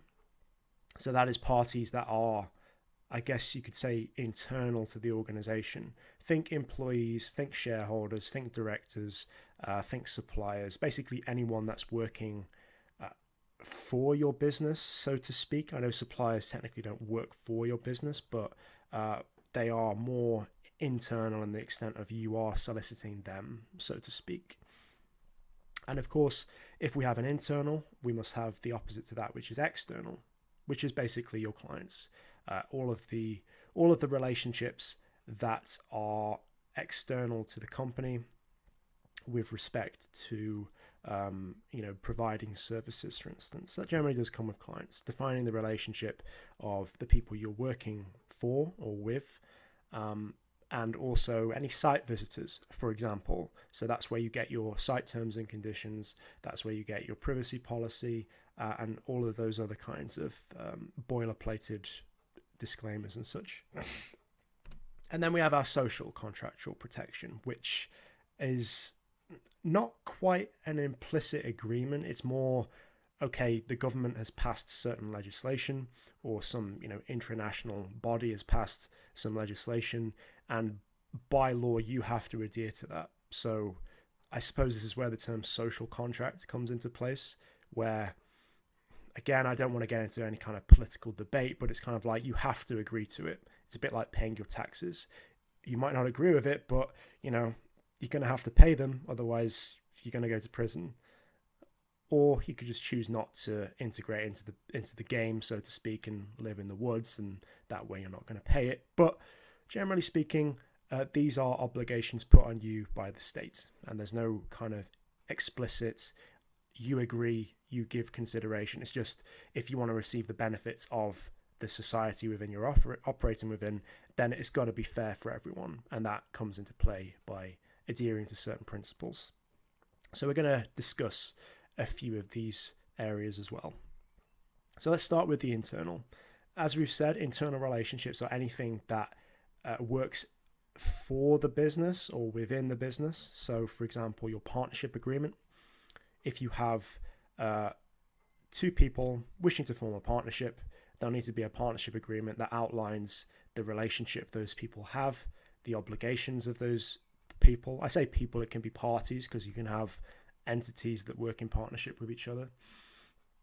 So that needs to be defined. Also, the percentage distribution. Remember, partnerships don't operate shares. they have a distribution via percentages, and that's worked out contractually. Your operating agreement, so if you're an LLC, then you'll want an operating agreement in place. So that is basically defining the relationship between you and the business, or if you are a multi-membered LLC or even corporation, then that will define the relationship those people have with the business, as well as the obligations that they have, as well as what they can and cannot do. So again, really important to maintain and protect that limited liability status. The more detailed your operating agreement, the more protection that you have, of course, provided that you actually adhere to that operating agreement's terms. Shareholders agreement. So while shares are property, they are still contracts. It is simply you're exchanging one form of consideration for an ownership stake in the business. So your shareholders agreement kind of lays out the rights of the shareholders or a particular shareholder. Obviously, businesses can have different classes of shares or even have different kind of terms attached to shares, but that relationship should be defined as well, especially if you're a smaller business that has shares.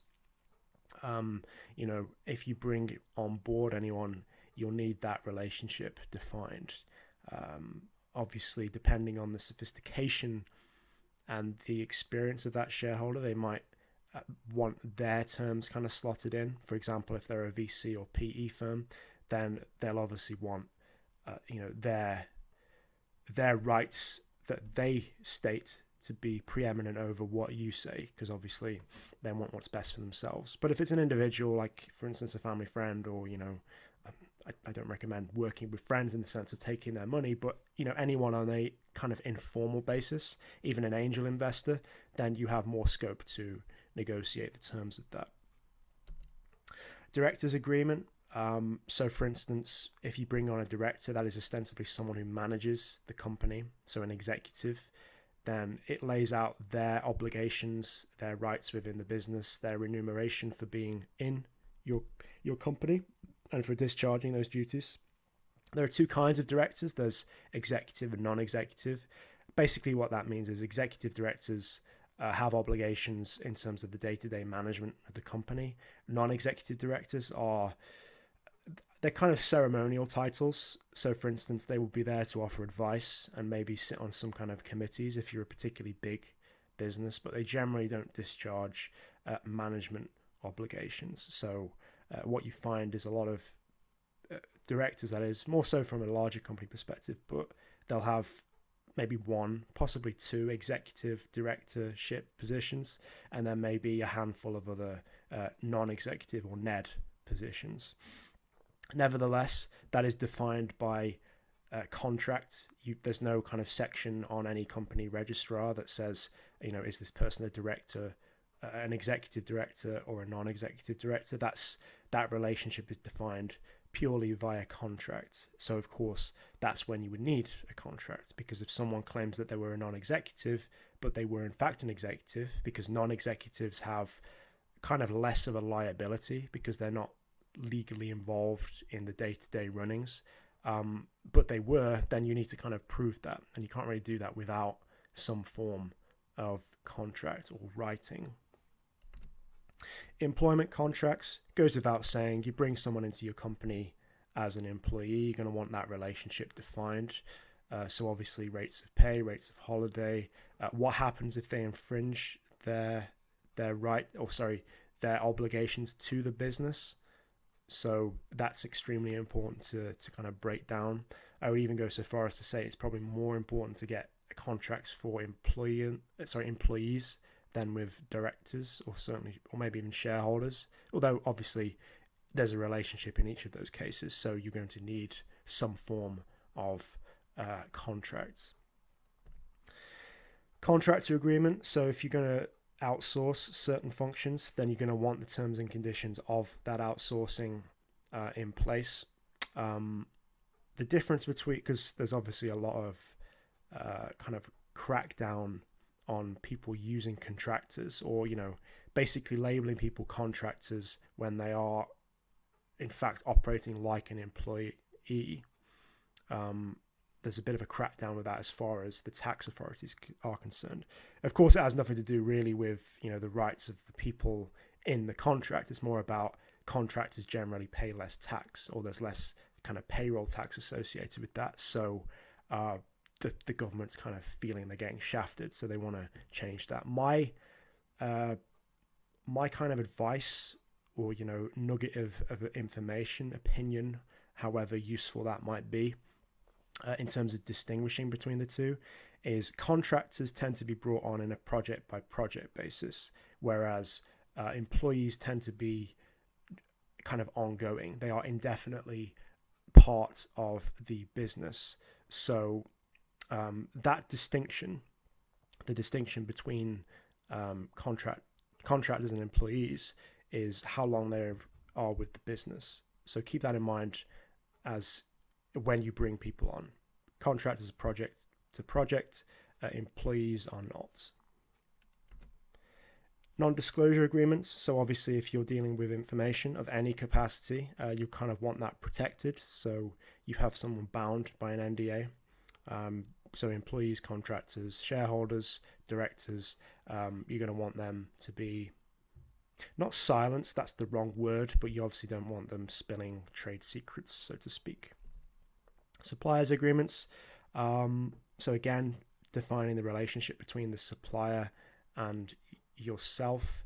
Most likely they will be the one dictating those terms, because, you know, you are their customer, so they will put the contract in front of you.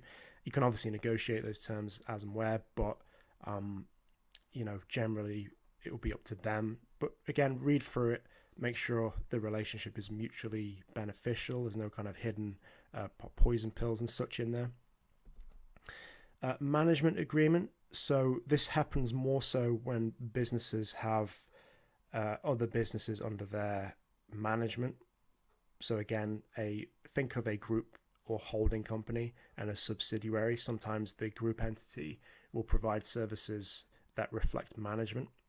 So the management agreement lays out that relationship between the holding company or the management company and the kind of child companies. So it defines a relationship within the business. That's the underlying rule here. Wherever there is a relationship, get a contract. Not going to provide templates for this. Again, you can find this on the internet. Partnership agreement, operating agreement, shareholders agreement, etc., etc. You can find these very easily, and you know, they all serve the same purpose. Just kind of swap bits out, change bits, make more relevant where possible. Or if your needs are particularly niche, then obviously you can make use of a law firm. So now let's move on to the external. So the external comes in the form of customers, basically. Anyone that's external to the business. It's in essence someone that's paying you for services. You're going to want every stage of that relationship defined. So service agreement, I say service agreement, but it can be product agreement as well. Basically, what are you delivering to that customer? Define what you're delivering, define how much that's going to cost them, define their responsibilities, define you know, your obligations to them and responsibilities, define what constitutes a breach of contract. We're going to get into a bit more detail with this. What I might do is I might provide a template for this one and a few of the other external contracts, because they can be quite niche. But generally, you can, again, pick up a service agreement from the internet and swap bits out that are relevant. Project plan agreement. So once they've entered into a service agreement with you and once they've been onboarded, you'll obviously want to define the specifics of the project, because you're not going to want to define that in the service agreement, because, you know, that's there prior to them being onboarded. So you don't really want to waste time coming up with a project and them not being onboarded. So that comes after. And then you build that project plan out with them. You define the milestones, you define the KPIs, and then you put an obligation on them to sign off each milestone as and where it's completed. Like I said, every milestone in the project plan, they're going to sign that off as and where it's completed, and that's further proof that each part of the project was completed at a satisfactory level. Change order. So sometimes projects change. If that change happens, you must get that signed off. If it's not signed off, you continue the project as normal, because you don't do anything that goes against the contract, even if you agreed on a call, for instance. If it isn't in writing, don't do it. Non-disclosure agreement. So we went through that already. Basically, if you want to protect your own information that might be disclosed to the client, or vice versa, give them an extra blanket of security as far as non-disclosure is concerned. I find these days privacy is a luxury, so having that does kind of make your clients feel a lot kind of at ease in giving information and working with you. Termination agreement. So if the project ends, or when the project ends, because that's the nature of a project, you're going to want that completion signed off. But certainly if you kind of agree that, okay, maybe the project isn't feasible anymore, or maybe we need a new project plan or a new service, then you're going to want a termination agreement. And that basically says that the project came to an end and you agree to certain terms, whether that's refunds or whether that's the foregoance of a refund. Obviously, you're going to want that in writing as and where it's agreed. Proof of delivery. So if you're dealing with physical products, you're going to want proof that that was delivered. Proof of receipt. So if you received some, or rather, it works two ways in the sense of you want proof that the product was sent as well as received by them. So that's them signing off when they received it. But you're also going to want proof of receipt from you receiving something. Site terms and conditions, again, lays out the relationship between the visitor of the site. The moment they go on that site, they're bound by those terms and conditions. So what can they do? What can't they do? If they leave any content on that site, like posts, for instance, is that your property or is it their property? What happens if they, say something that's, criminal? How are you going to distance yourself from that particular thing? Again, you can very easily pull terms and conditions. If you're in any doubt, go to a terms and conditions of a site that you are emulating, and just adapt that where appropriate. Privacy policy. So this outlines the kind of the privacy obligations that you have with the data of the person on your site, for instance. What does that relationship look like? What is private data or personal data? How is that stored? How is that wiped? All of that kind of stuff. Data processing policy. So for example, if you're in the UK, you will need to, if you're dealing with personal data, register with the ICO, pay something like a £30 membership fee or £40 membership fee, obviously depending on the level of the business. And you are obligated to manage the data that comes in from your clients in a GDPR compliant way. That is essentially, and that data processing policy outlines what that process is. Disclaimers, so earnings disclaimers, wealth disclaimers, Facebook disclaimers, all of that other kind of stuff that you might put on your site to distance yourself from certain things, especially if you're dealing in like a coaching style business, or you're having a product that has certain results attached to it. You're going to want disclaimers in the sense of, well, if you don't use it, then you're not going to experience the results, or that the case studies here are specific to the individual that is the subject. Everyone's experiences are different, etc., etc. Again, it's setting expectations, defining relationships. So like I said, sets the customer's obligations and expectations. So now, social contracts. So a lot of the time, these are kind of just general statements put out by businesses. If you're in the UK, then these kind of social contracts are pretty important if you are dealing in, say, public tendering, or if you are in finance.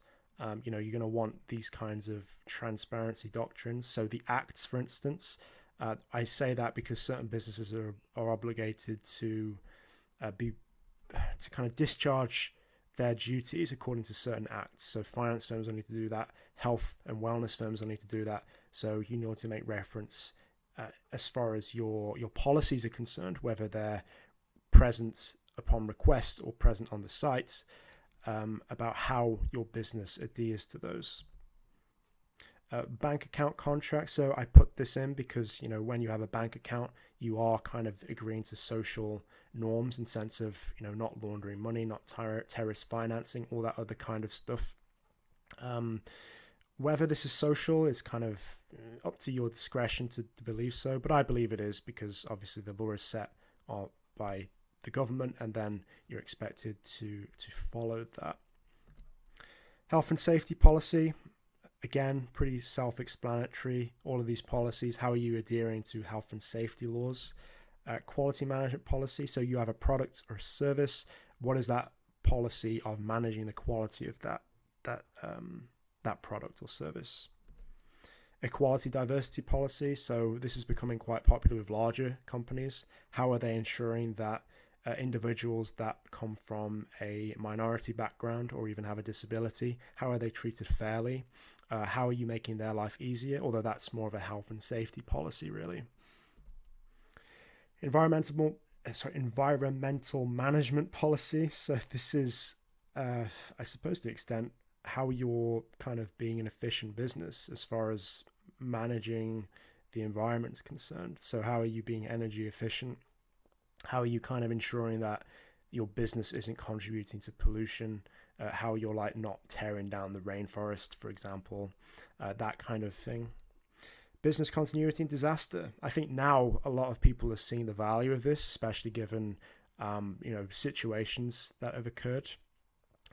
What happens when something cataclysmic happens, whether that's a pandemic or an invasion or anything of that nature? How is your business going to continue under those conditions? And in the event of, an asteroid hitting your business, how are you going to recover from that disaster? Basically, a plan of this is how the business is going to continue fulfilling its obligations in the event of something major happening.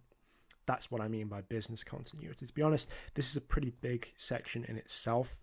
Not 100% relevant to you guys because, business continuity is important. It's a good plan to have in place that, okay, if the market shuts down tomorrow, whichever market I'm in, how am I going to protect my own earnings? So from that perspective, business continuity and disaster planning is pretty important. It kind of acts like an insurance policy. But as far as disclosing that, it's not going to be 100% relevant to you guys. To be honest, most of this stuff isn't, but I figured I'd go through it all anyway. And then if anyone's needs are required to have any of these, then it's information that you have to hand anyway. Modern anti-slavery policy. This is more for larger companies that have complex supply chains. So that defines the relationship that they have with their supply chain partners and other individuals. Pretty important if you're a larger business. So it defines how you, quote unquote, are engaging with the social contract. That is essentially what it is. Laws are passed, obligations are placed on businesses. How are you kind of managing that relationship? So in terms of a contract, they do contain some pretty ubiquitous features. So for example, who? These are the parties involved. Is that you and the business? Is that the business and the customer? Is that the director and the customer? So who are those parties? Next, what is the contract stipulating? What is it about? Is it a service agreement? Is it a project plan agreement? Is it a director's agreement? What is the main purpose of that? What's the background? When? So this is timelines. So for instance, when does the contract start? When does the contract end? So that's pretty important, unless you want it going on forever. Where? So jurisdiction more than anything. So for instance, where is that contract going to be governed? If you're a British-based business, you want that governed through the courts of England and Wales. If you are a California-based business, you want that governed by Californian law. Pretty important to put in place because otherwise if there is a contesting of the contract down the line and there is no jurisdiction, then your client based in Japan will try and get it fought in Japan. Whereas obviously you want that fought locally because that's going to be more expensive for you to fight a Japanese litigation.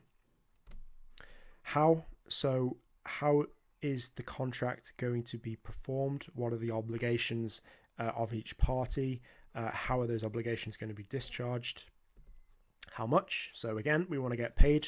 So how much for the service are you going to charge? Breach, what happens if there's a breach of contract? So any of the what, when, where, or more so the how and the what. If that's breached, what is the process for dealing with that breach? What's the compensation with that?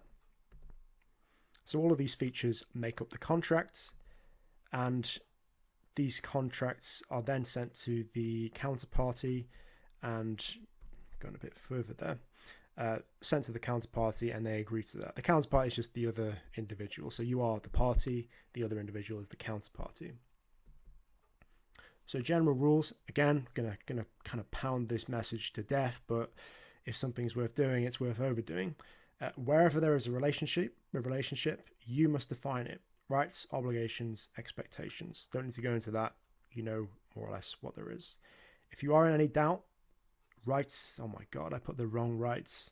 That should be, have created an agreement. So we'll just ignore that little whoopsie. Take that up to tiredness. So have an agreement in place. Always good to protect yourself. You don't want to be in that situation where something isn't defined and you've kind of messed up. If you can, get it checked by a professional.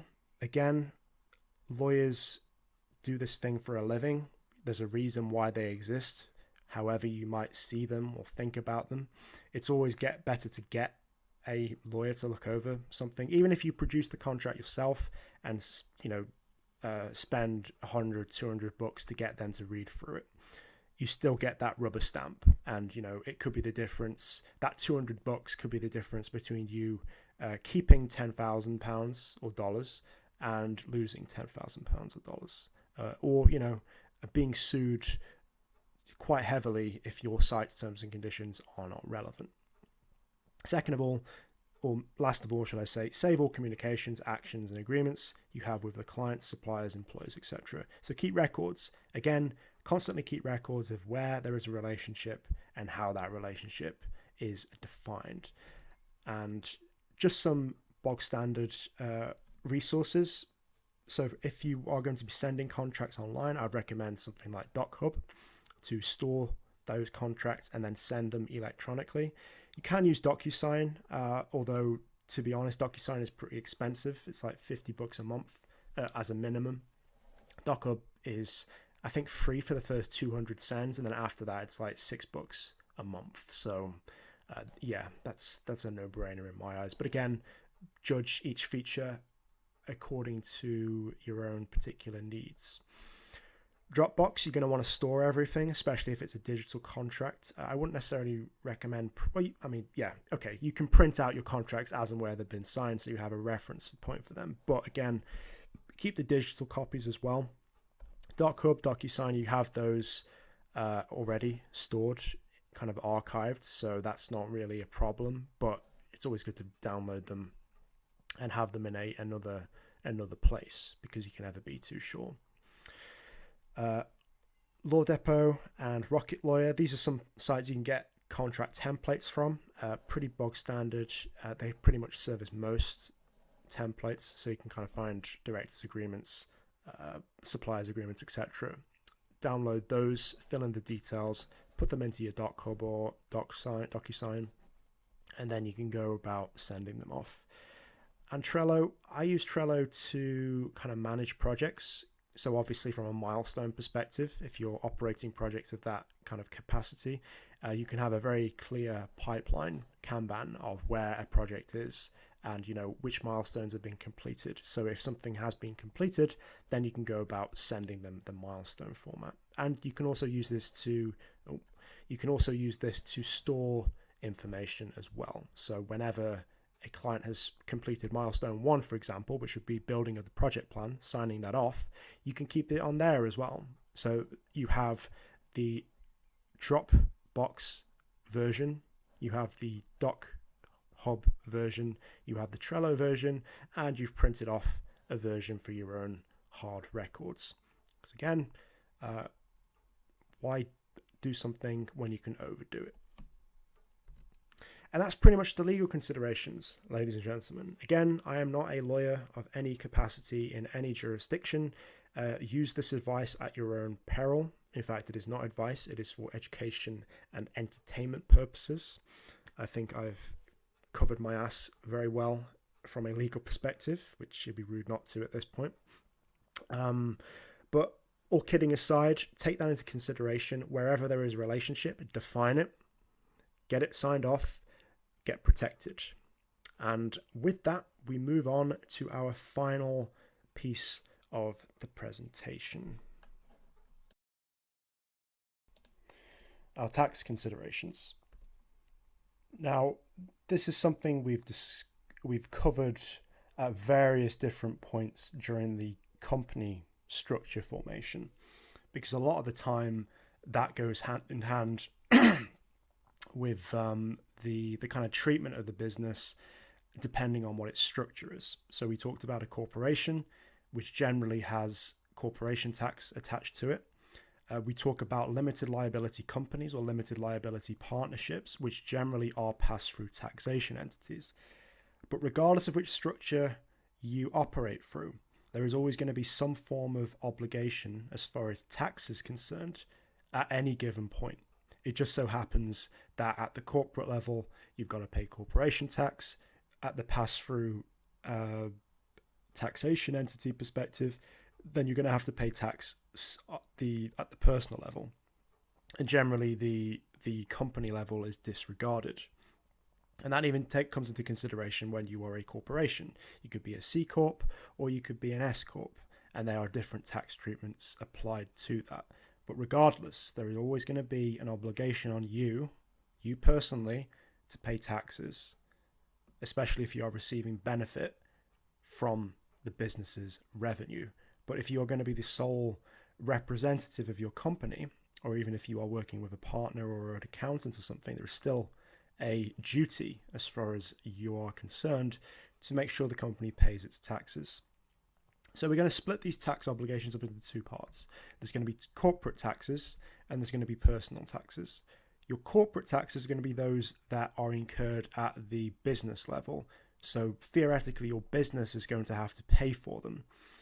Your personal taxes are those which are incurred you personally at your level. So generally, if they're not taken at source, as is the case in the UK, for instance, through PAYE, then the amount that you earned would need to be disclosed on your own personal tax return.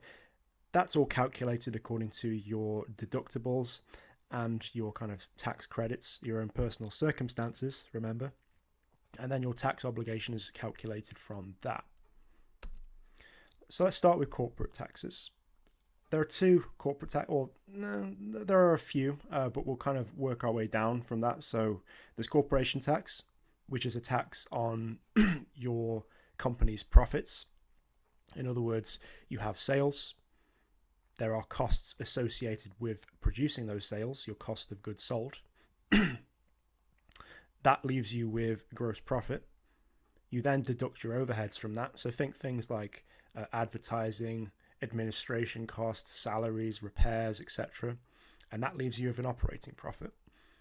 From that operating profit, your tax will be worked out.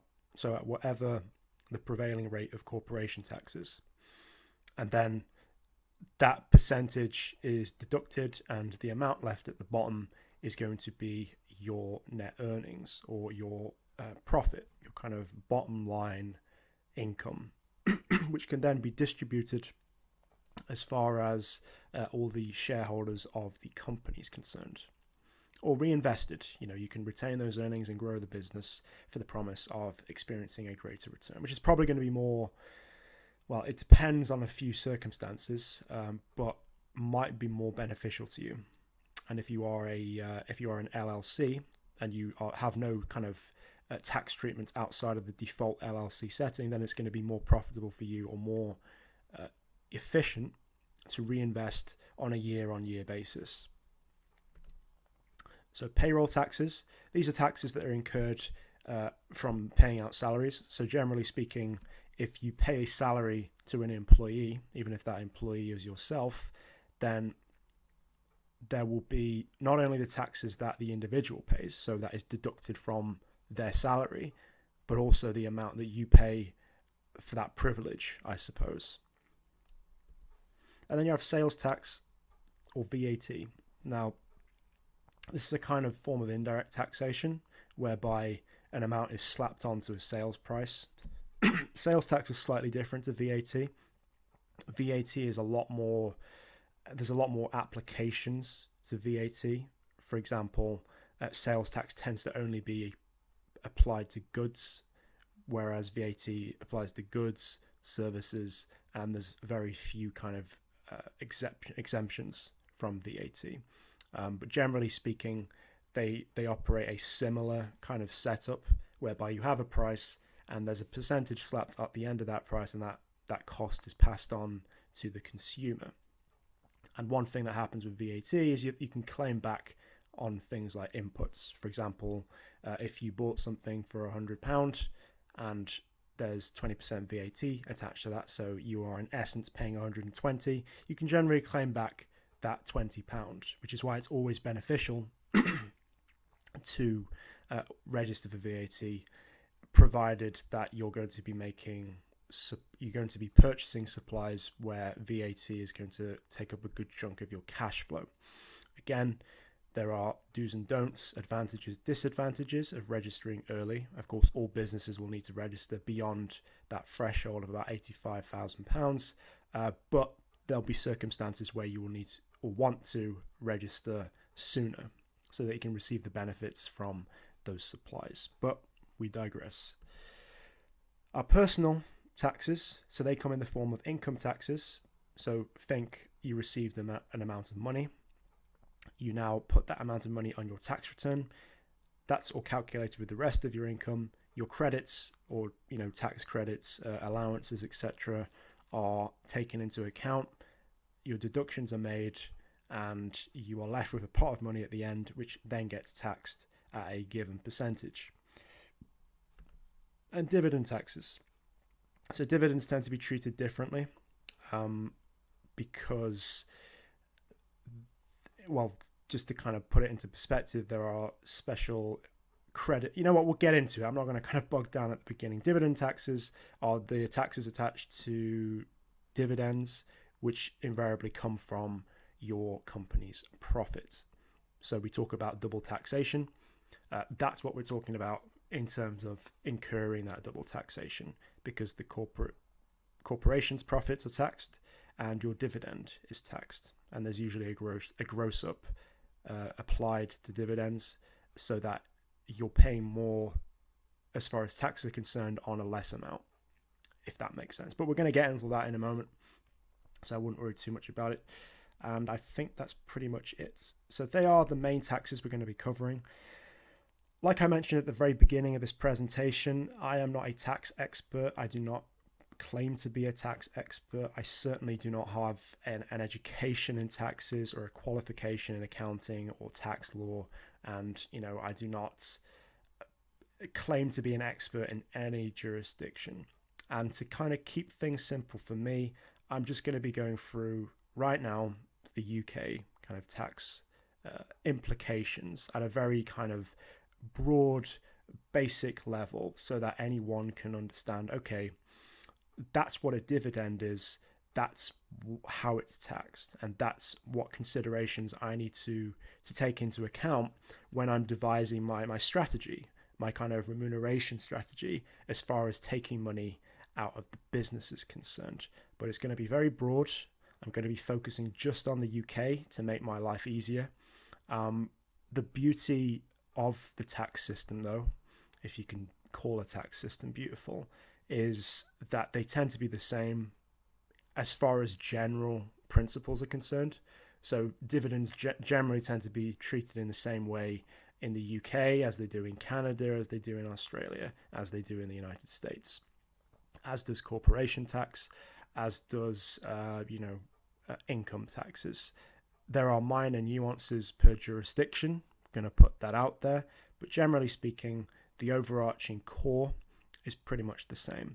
So regardless of whether you're in the UK or in United States or in Canada, there will be some value in terms of identifying what types of taxes you might be liable to pay, or most likely will be liable to pay, because, you know, if you have a corporation, then you're going to be paying corporation tax, or if you're going to be taking a distribution, you're going to be incurring kind of income taxes on that, then there's going to be some value, but not going to go into too much detail. Use this as a means of starting the conversation with your particular tax expert and take it from there. So without further ado, let's kind of get into it a bit. So corporate taxes. The corporation tax rate as of today, it could change. I have no idea when you're watching this. I have no idea whether this is updated, but as it stands, the tax rate is 19%. That is to say, if you had £100 in corporate profits, then £19 of that is going to go to HMRC at the end of your tax year, at the end of your accounting period, or when that tax becomes due. That is essentially what a corporation tax is. So 19%, every £100, you're going to be paying £19 of that to the government. Or I suppose theoretically, every pound you earn, 19 pence of that is property of Her Majesty. To put this to a bit of perspective, let's make reference to something I said at the very beginning of this tax section.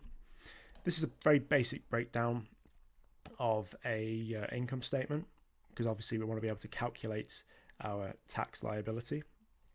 So with that, let's assume that we had 25,000 in sales, and from that it cost us 11,300 to generate those sales. That leaves us with an income or gross profit of 13,700. So pretty straightforward. We're not done yet, however. We can also deduct our overheads. So these are the indirect costs associated with running the business. So imagine these like office expenses, advertising, salaries, and a whole list of other kind of deductibles, which we went through during the accounting section. These deductibles tend to be at least very similar, if not the same, across different countries. But fundamentally, there's a lot of things you can do to overall reduce that tax burden. So let's assume in this example that we had 7,430, and that leaves us with an operating profit of 6,270, and the corporation tax worked out from that. And bottom line, the amount we stand to make at the end of the year, all other things being equal, is 5,078.7. And from this, we can work out, okay, as it stands, our liability is 1,191. But maybe we don't want to pay that, in the sense of if we can receive extra benefit from the money that we've earned, then we might as well apply that somewhere. And again, just to reiterate, dividends comes from this pile. So if we wanted to change, or if we wanted to increase this as much as we can, then it makes sense that we reduce our tax bill as much as possible. But at the same time, that comes with a few trade-offs. Because obviously, if we increase our expenses a bit, then that means we're going to get less cash anyway. It just means that our tax burden has gone down. So our dividends will theoretically be lower anyway. But still, there are credits we can use. There is entrepreneur relief that we can take advantage of. There are a few other kind of R&D credits if your business is in that section. But generally speaking, your dividends will come from this kind of line on the income statement. It doesn't come in the form of overheads. If you pay yourself a dividend and trying to claim that as an expense, then, which a lot of people do, surprisingly, then that's going to cause ramifications for you, especially if you're not very good at keeping records. So in terms of focusing our tax strategy, we're going to want to focus on these areas here.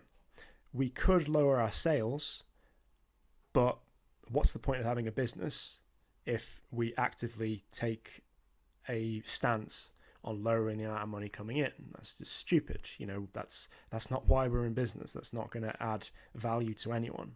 So in terms of our focus on tax strategy from the corporate level, we're going to want to focus on these two areas here, or in other words, our expenses. So we can break this down a little bit. Like I said, overheads encompasses a great deal of different types of expenses. Here's free.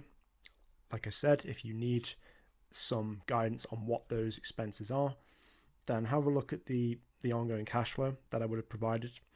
Have a look at a few of the other resources, or even just look at the kind of tax authority's website in your region. That's probably the best way of going about doing it. Another benefit, just a kind of side note, is that certain expenses are not deductible. For example, entertainment is not deductible. If you go out and entertain a client, so to speak, so that could be a meal, that could be giving them a gift of some description, then that is not taken into consideration, or it shouldn't be taken into consideration when you are working out your tax. Don't know why that's the case. That is certainly the case as far as the UK is concerned. I'm not 100% sure on the American stance of that, but again, this is why it's important to consult a tax expert, do your own due diligence, and ultimately find out what you can and cannot claim for. But these are safe bets. Admin, advertising, salaries, these are expenses which can definitely be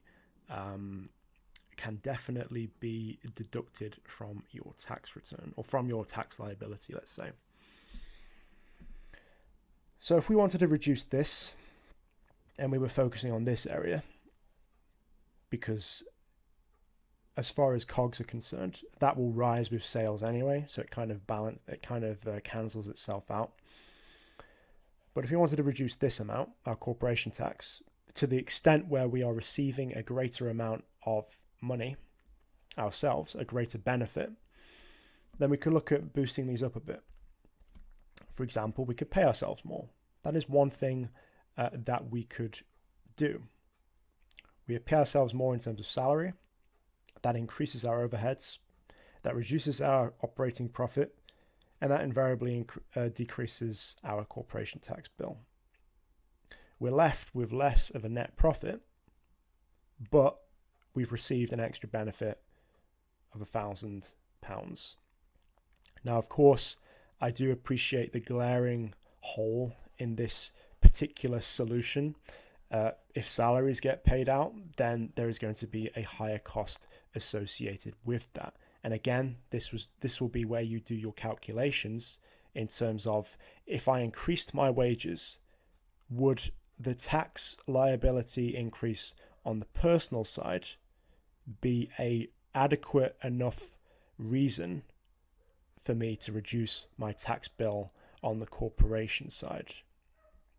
So that's the kind of research and due diligence you need to perform when you are making these, let's call them, internal financial strategies. Alternatively, let's assume that does represent a tax trap for us, because, okay, we're paying ourselves more in terms of salaries. So at the corporate level, we're reducing our tax bill. But you know what? We're actually incurring a greater tax on the personal level. So where else can we apply this? Well, we could apply that 1,000 to maybe purchasing some more office supplies. Maybe we can enter into lease agreements with technology providers. Think of, I guess, nothing springs to mind as far as the US is concerned, but like Curry's PC World, for example. We could buy or go into a lease arrangement as far as a laptop is concerned. Maybe we can get a new business line or a business telephone. Items like that, which we can make use of in the business and get direct benefit from, but also decrease our tax liability, because the monthly payments can be taken into account on our income statement, and that will ultimately increase our overheads and reduce our tax bill. But again, do your own research, look into the laws. Like, tax laws change every year, so just use this as a general guide as to guiding that strategy, but look into the minutiae of what exactly you are going to be deducting, and make an informed decision, and always seek help from your professional guidance. But fundamentally, that is the corporation tax side of things in a nutshell. And this is also why you need to keep your ongoing cash flow. Remember what I was talking about in terms of making it a part of your daily routine. You know, go into your bank account, look at the expenses, look at the incomings, put that into your ledger, aggregate your ledger information, put it in your ongoing cash flow, update your balance sheet, and see what your prevailing tax liability is. See, okay, our taxes have gone up, or as it stands, we are going to be paying out an extra £1,000 because of that £10,000 that came through as far as revenue is concerned. So, you know, what can we do to lower that bill and receive benefit from the money that comes in? Use it to inform your tax strategy, basically. I mean, tax mitigation is a completely different topic in and of itself. Obviously, there are some pretty unethical routes to go about doing that, which we're not talking about. But what I'm talking about is simply what can we do within the business to receive extra benefit from our sales? Because a profit margin is all well and good. And yes, of course, it's good to have a higher profit. But if you own the business and you're the one receiving benefit from the business, then you have a lot more flexibility in terms of actually controlling that. Of course, if there are multiple owners, they want to see a high profit. But to you, the tax liability represents something of an opportunity cost. Theoretically, it is a benefit to be at a zero tax level, or have obviously having a zero tax level, but being at a zero operating profit level, or as close to zero as is fundamentally possible, without kind of encroaching on any reserve that you might want to keep. But again, this is why you look at your ongoing financial data, you inform your strategy, you see where you can afford things, and you see from a cash flow perspective where issues might arise. Because if you want to buy a £2,000 laptop and you've only got, 1,000 in stocks, cash stock that is, then it's going to be very impractical for you to do that.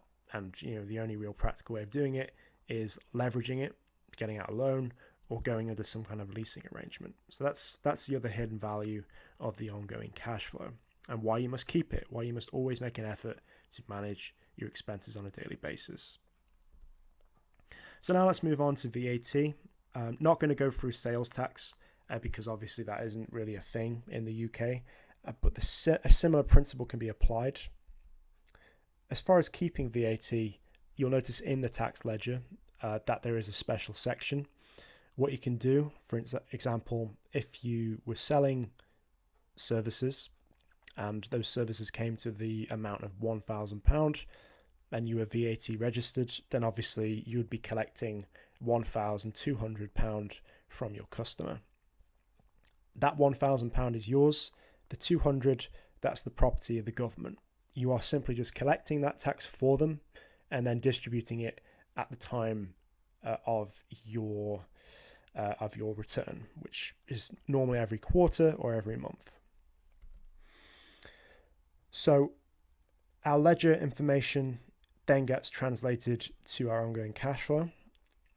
So in our main revenue, the 1,000, which is our property, goes at the top, but the VAT still needs to be accounted for. That is still cash within our business. We can still theoretically use that. We can use that to support our cash flow. It just means it's money that we're owing at a given point. So you'll see at the section at the top of the cash flow section that takes into account all the kind of VAT possibilities. So the VAT that we collected and that we are owing to HMRC, we could put at the top here, and that obviously is a positive because that's money that we have in our business and which we'll need to pay out at another point. If it were VAT that we paid out when we were purchasing something but that we can claim back, we would basically do the opposite. So this red figure would be a positive and this figure would obviously be a negative because it represents money going out. And then here, the VAT that is paid and we are owed, that would be a negative because obviously we are owed that amount and we need to collect that at a certain point. But it's simply just kind of figuring out nets, the kind of net amount that is either going to be paid out or paid back in, and taking it into account properly. And obviously that balances out. So at the very bottom of our cash flow, we'd have 1,200, which represents the cash that in total came into our business. From the balance sheet perspective, assuming a completely fresh virgin company, our cash is still 1,200. So again, that matches with the cash at the end of month. But our liabilities have also gone up by 200 as well. And that balances out so that in essence, our net amount is 1,000, which again, all balances with the systems that have been put in place. Pretty straightforward. And then there are payroll taxes. So these are taxes that are incurred for having employees. And just to give you a overarching view, I've put together a very basic kind of breakdown. I did use the help of a simple salary calculator. Just to give you a quick warning, these salary calculators that you can find online, they tend to just be advisory. They're certainly not anything that should be taken for granted, but they do give you a good idea as far as working out all your deductions and things. So this is the one I used, and side by side, you can see both from an employee perspective and an employer perspective, the amounts as they prevail. So if an employee is earning 30,000 a year in their pocket, they are getting 23,087.24. Taking into account income tax, which is by far the largest liability, national insurance, which is essentially just another tax. There are nuanced differences, but it is another tax. And then the pension contribution, which probably shouldn't be included in this, but it does represent an outgoing. So I suppose to a certain extent it is a bit of a liability, but that is something that the individual receives benefit for. So that isn't too bad. But from the employer perspective, we actually see a rise in costs because the employer also needs to pay national insurance for having that employee. And that national insurance comes to this amount here. And they obviously need to make pension contributions in line with the laws of the United Kingdom, at least as they stand. And that total liability, or that net liability, is going to be 33,544.92. So in other words, the hidden cost of having an employee in this particular scenario is 3,544.92. £3,545 every year. That is something you need to take into account if you're going to bring on employees, even if that employee is yourself. Because as a director, as someone who is setting up a business, you have an obligation to do what's best for your company and put this into your strategies again, working out your financial strategies.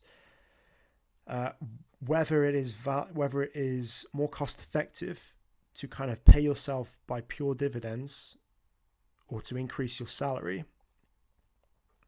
or whether it's more practical to kind of keep that in the business, grow it to a certain point and look at other deductions. So this is why it's important to calculate all this stuff. Again, seek advice from a professional, but do the cursory research as well and look into deductions where possible.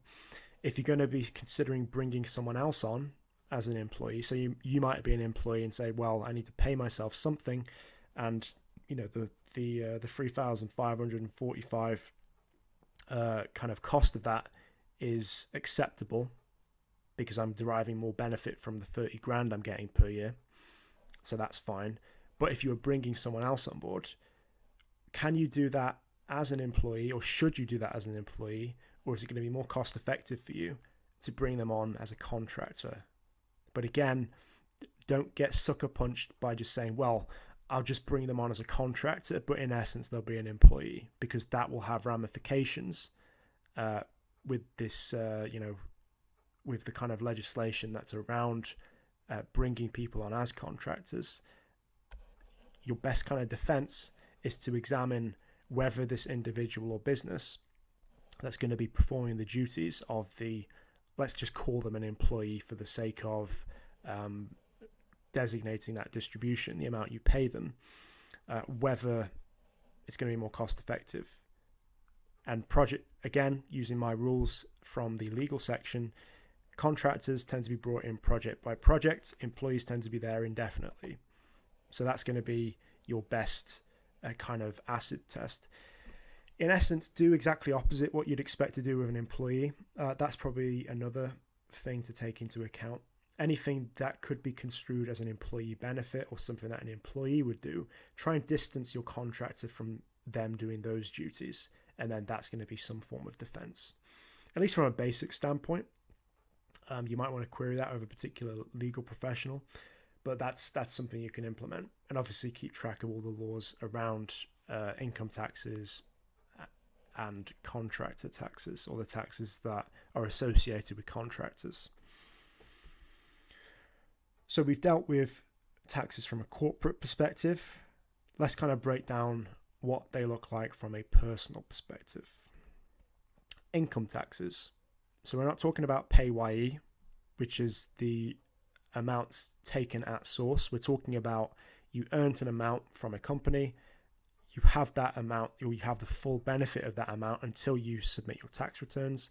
You put that in your tax return and then you pay the tax on there. So that's what I'm talking about in that regard.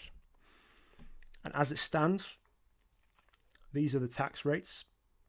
So at the very bottom level, you have your personal allowance. So up till 12,500, 0% is paid on that. So you can earn that amount every year before you have to start worrying about income tax. The next level, so every pound after that, up until £50,000, there's 20% attached to it. And then a similar principle from the £1 after the 50,000 up until 150,000. And then there's the additional rate, which is every pound above 150 gets 45% tax treatment. And every £2 you earn above 100,000, so theoretically up to 123,000, then your personal allowance disappears or begins to disappear. So again, at this level, the 150 level, you don't get a personal allowance. It's 20% from, I guess, 0 up until 50 or 51 or 50, 50. And then obviously the 1 goes at the 40% level. So just to put that into perspective, let's assume you earned the maximum level or incur all of the tax rates. Your 150,001, your income tax liability will be this. Your national insurance tax liability will be this. Your theoretical pension kind of payout would be this, and you're left with this net amount. So again, this is taken from a very basic calculator. There are other deductions that you could use. There are other credits you can most likely use. If you're controlling your income from a non-PAYE perspective, then there's greater scope in terms of deductions. But because we're talking about this from a personal level, it's something to kind of inform your own strategy. Read the laws, read up on all of the kind of surrounding information, and then weave that into your strategy so you can get the most benefit out of the amount you earn. Then we move on to dividend taxes. So as we discussed, a dividend is an amount of money that is paid from corporate profits, or the post-tax amount left after corporate profits. And these tend to be treated differently to income. In the UK, for example, there is a dividend allowance. This used to be 5,000. Now it's gone down to 2,000, at least at the time of this being recorded. But that dividend allowance exists for everyone. It exists whether you are a 2-year-old baby or whether you are earning £35 million every year. Obviously, at that level, then your that you're going to be at the additional rate, but everyone gets that allowance, and it doesn't disappear in the same way as the personal allowance does for wages. But rates tend to be lower where dividends are concerned, comparing the 45% at the additional level to the 38.1%. So it may very well be beneficial to pay yourself total in terms of dividends because you get this lower tax rate. But again, dividends are grossed up. So in other words, if you had a £100 check, then for tax purposes, that dividend may be worth, or that amount for tax purposes will be a lot higher. So it could be £120, could be £150. From the Canadian perspective, for example, I know that's generally a 20% gross up, I do believe. So that is where the double taxation comes from. But again, do your calculations. You have, let's assume, 150 grand in post-tax profits. Is it more beneficial for you to pay yourself that in the form of dividends, or is it going to be more worthwhile to pay yourself in terms of salary? Do take into account, though, if you are paying yourself dividends, but that dividend is masquerading as a salary, for example, it's being paid out every month, it's it's for all intents and purposes a wage, you're just kind of slapping dividends on them and taking them out from your profit, then HMRC will come down on you generally, because they're going to see that as you trying to pass off dividend income as salary, or pass off your salary income as dividends rather, and they'll apply the higher rates to it, and you won't necessarily get the benefits associated with national insurance and such. So a good practice would be to kind of be a bit creative with that. For example, if you are going to go for the 100% dividend payout route to yourself, then break it up a bit. Don't pay it out every month. Maybe mix it up. So every 2 months, then every quarter. Then you can maybe have a few months of consecutive earning through dividends. But generally speaking, you're going to want to be a bit creative with that. Take the same principle with a contractor route. Do the opposite to what would be considered with a salary. So in other words, what makes up a salary? Well, it's paid out every month, for example. So again, maybe mix it up a bit. Salaries tend to be the same amount time after time, so every month. So mix that up a bit as well. Take that into your general tax considerations, your general strategy. And that's pretty much the UK tour done. I'm sure I've missed a few things. I'm sure I had some brain fog going through it. Like I said, not really a video guy. But that should give you a pretty good view of everything from a personal tax perspective as well as a corporate tax perspective. So write that into your strategy. Take that strategy to an actual tax expert. Get them to give you an actual opinion, and then follow that professional guidance. I am going to update this maybe soon so that it comes from a US perspective, a Canadian perspective, and an Australian perspective. I don't know when that will be, but I will like to constantly update these resources from an overarching business perspective. And hopefully that will be of value to the Americans, Canadians, and Australians in the group. But for now, take the general principles laid out from the UK's perspective and apply that to your own jurisdiction. Where there are slight nuances, like I said, there does tend to be a similar treatment across all of these jurisdictions, but there are different treatments in terms of, for instance, credits, tax credits, and obviously all of these countries, which the UK does not, does have that federal system. So there's state considerations to take into account, or provincial, and federal. So that has to be played into your tax strategy as well. And that is everything, ladies and gentlemen. We have gone through how to set up the business and what business structures you can set up through. We've gone through applying for a bank account and what considerations need to be taken in order to get that bank account, as well as the payment processing and invoicing /checkout considerations. We've talked about how we can apply value to all of those transactions in our bank account for tax and general accounting purposes. We've talked about the importance of legal and defining relationships between the business and its various parties. And we've gone a very basic kind of exploration of the tax side of things. So now would be the point to inquire about any questions. I do know that this is not a call. I have not gone mad in the time that it's taken to do this, but this is the benefit of the group. You can watch this resource at your own leisure. You can pause bits.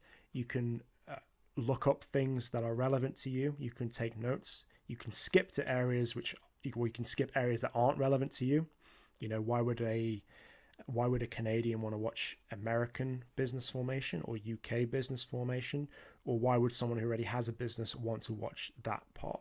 They might just be interested in the legal side of things as well as the accounting side of things. I will be active in the group. Just tag me with your question. I will answer that as best as I can in my capacity as a friend, I guess, if you want to really go down that route. But I will answer as best as I can. I will constantly be updating these resources. If I do come across some information or resources that are useful from these areas, I will most likely make posts. And of course, do make what you will of all the information in here. Like I said at the very beginning, use that to guide your conversation. Use that to start your journey, to design your strategy, and then take that plan to an expert and get them to improve upon it. And then ultimately you get the best kind of protection. But at least now you have a very basic understanding, a foundation of the under the bonnet side of the business. So the legal side, the financial side, the tax side, and you are now in a better position to protect yourself moving forward. So with that being said, guys, I hope you enjoyed the parts that you took from this. Again, if you do need anything moving forward, feel free to message me. I'll get back to you as soon as I can. And let's see if we can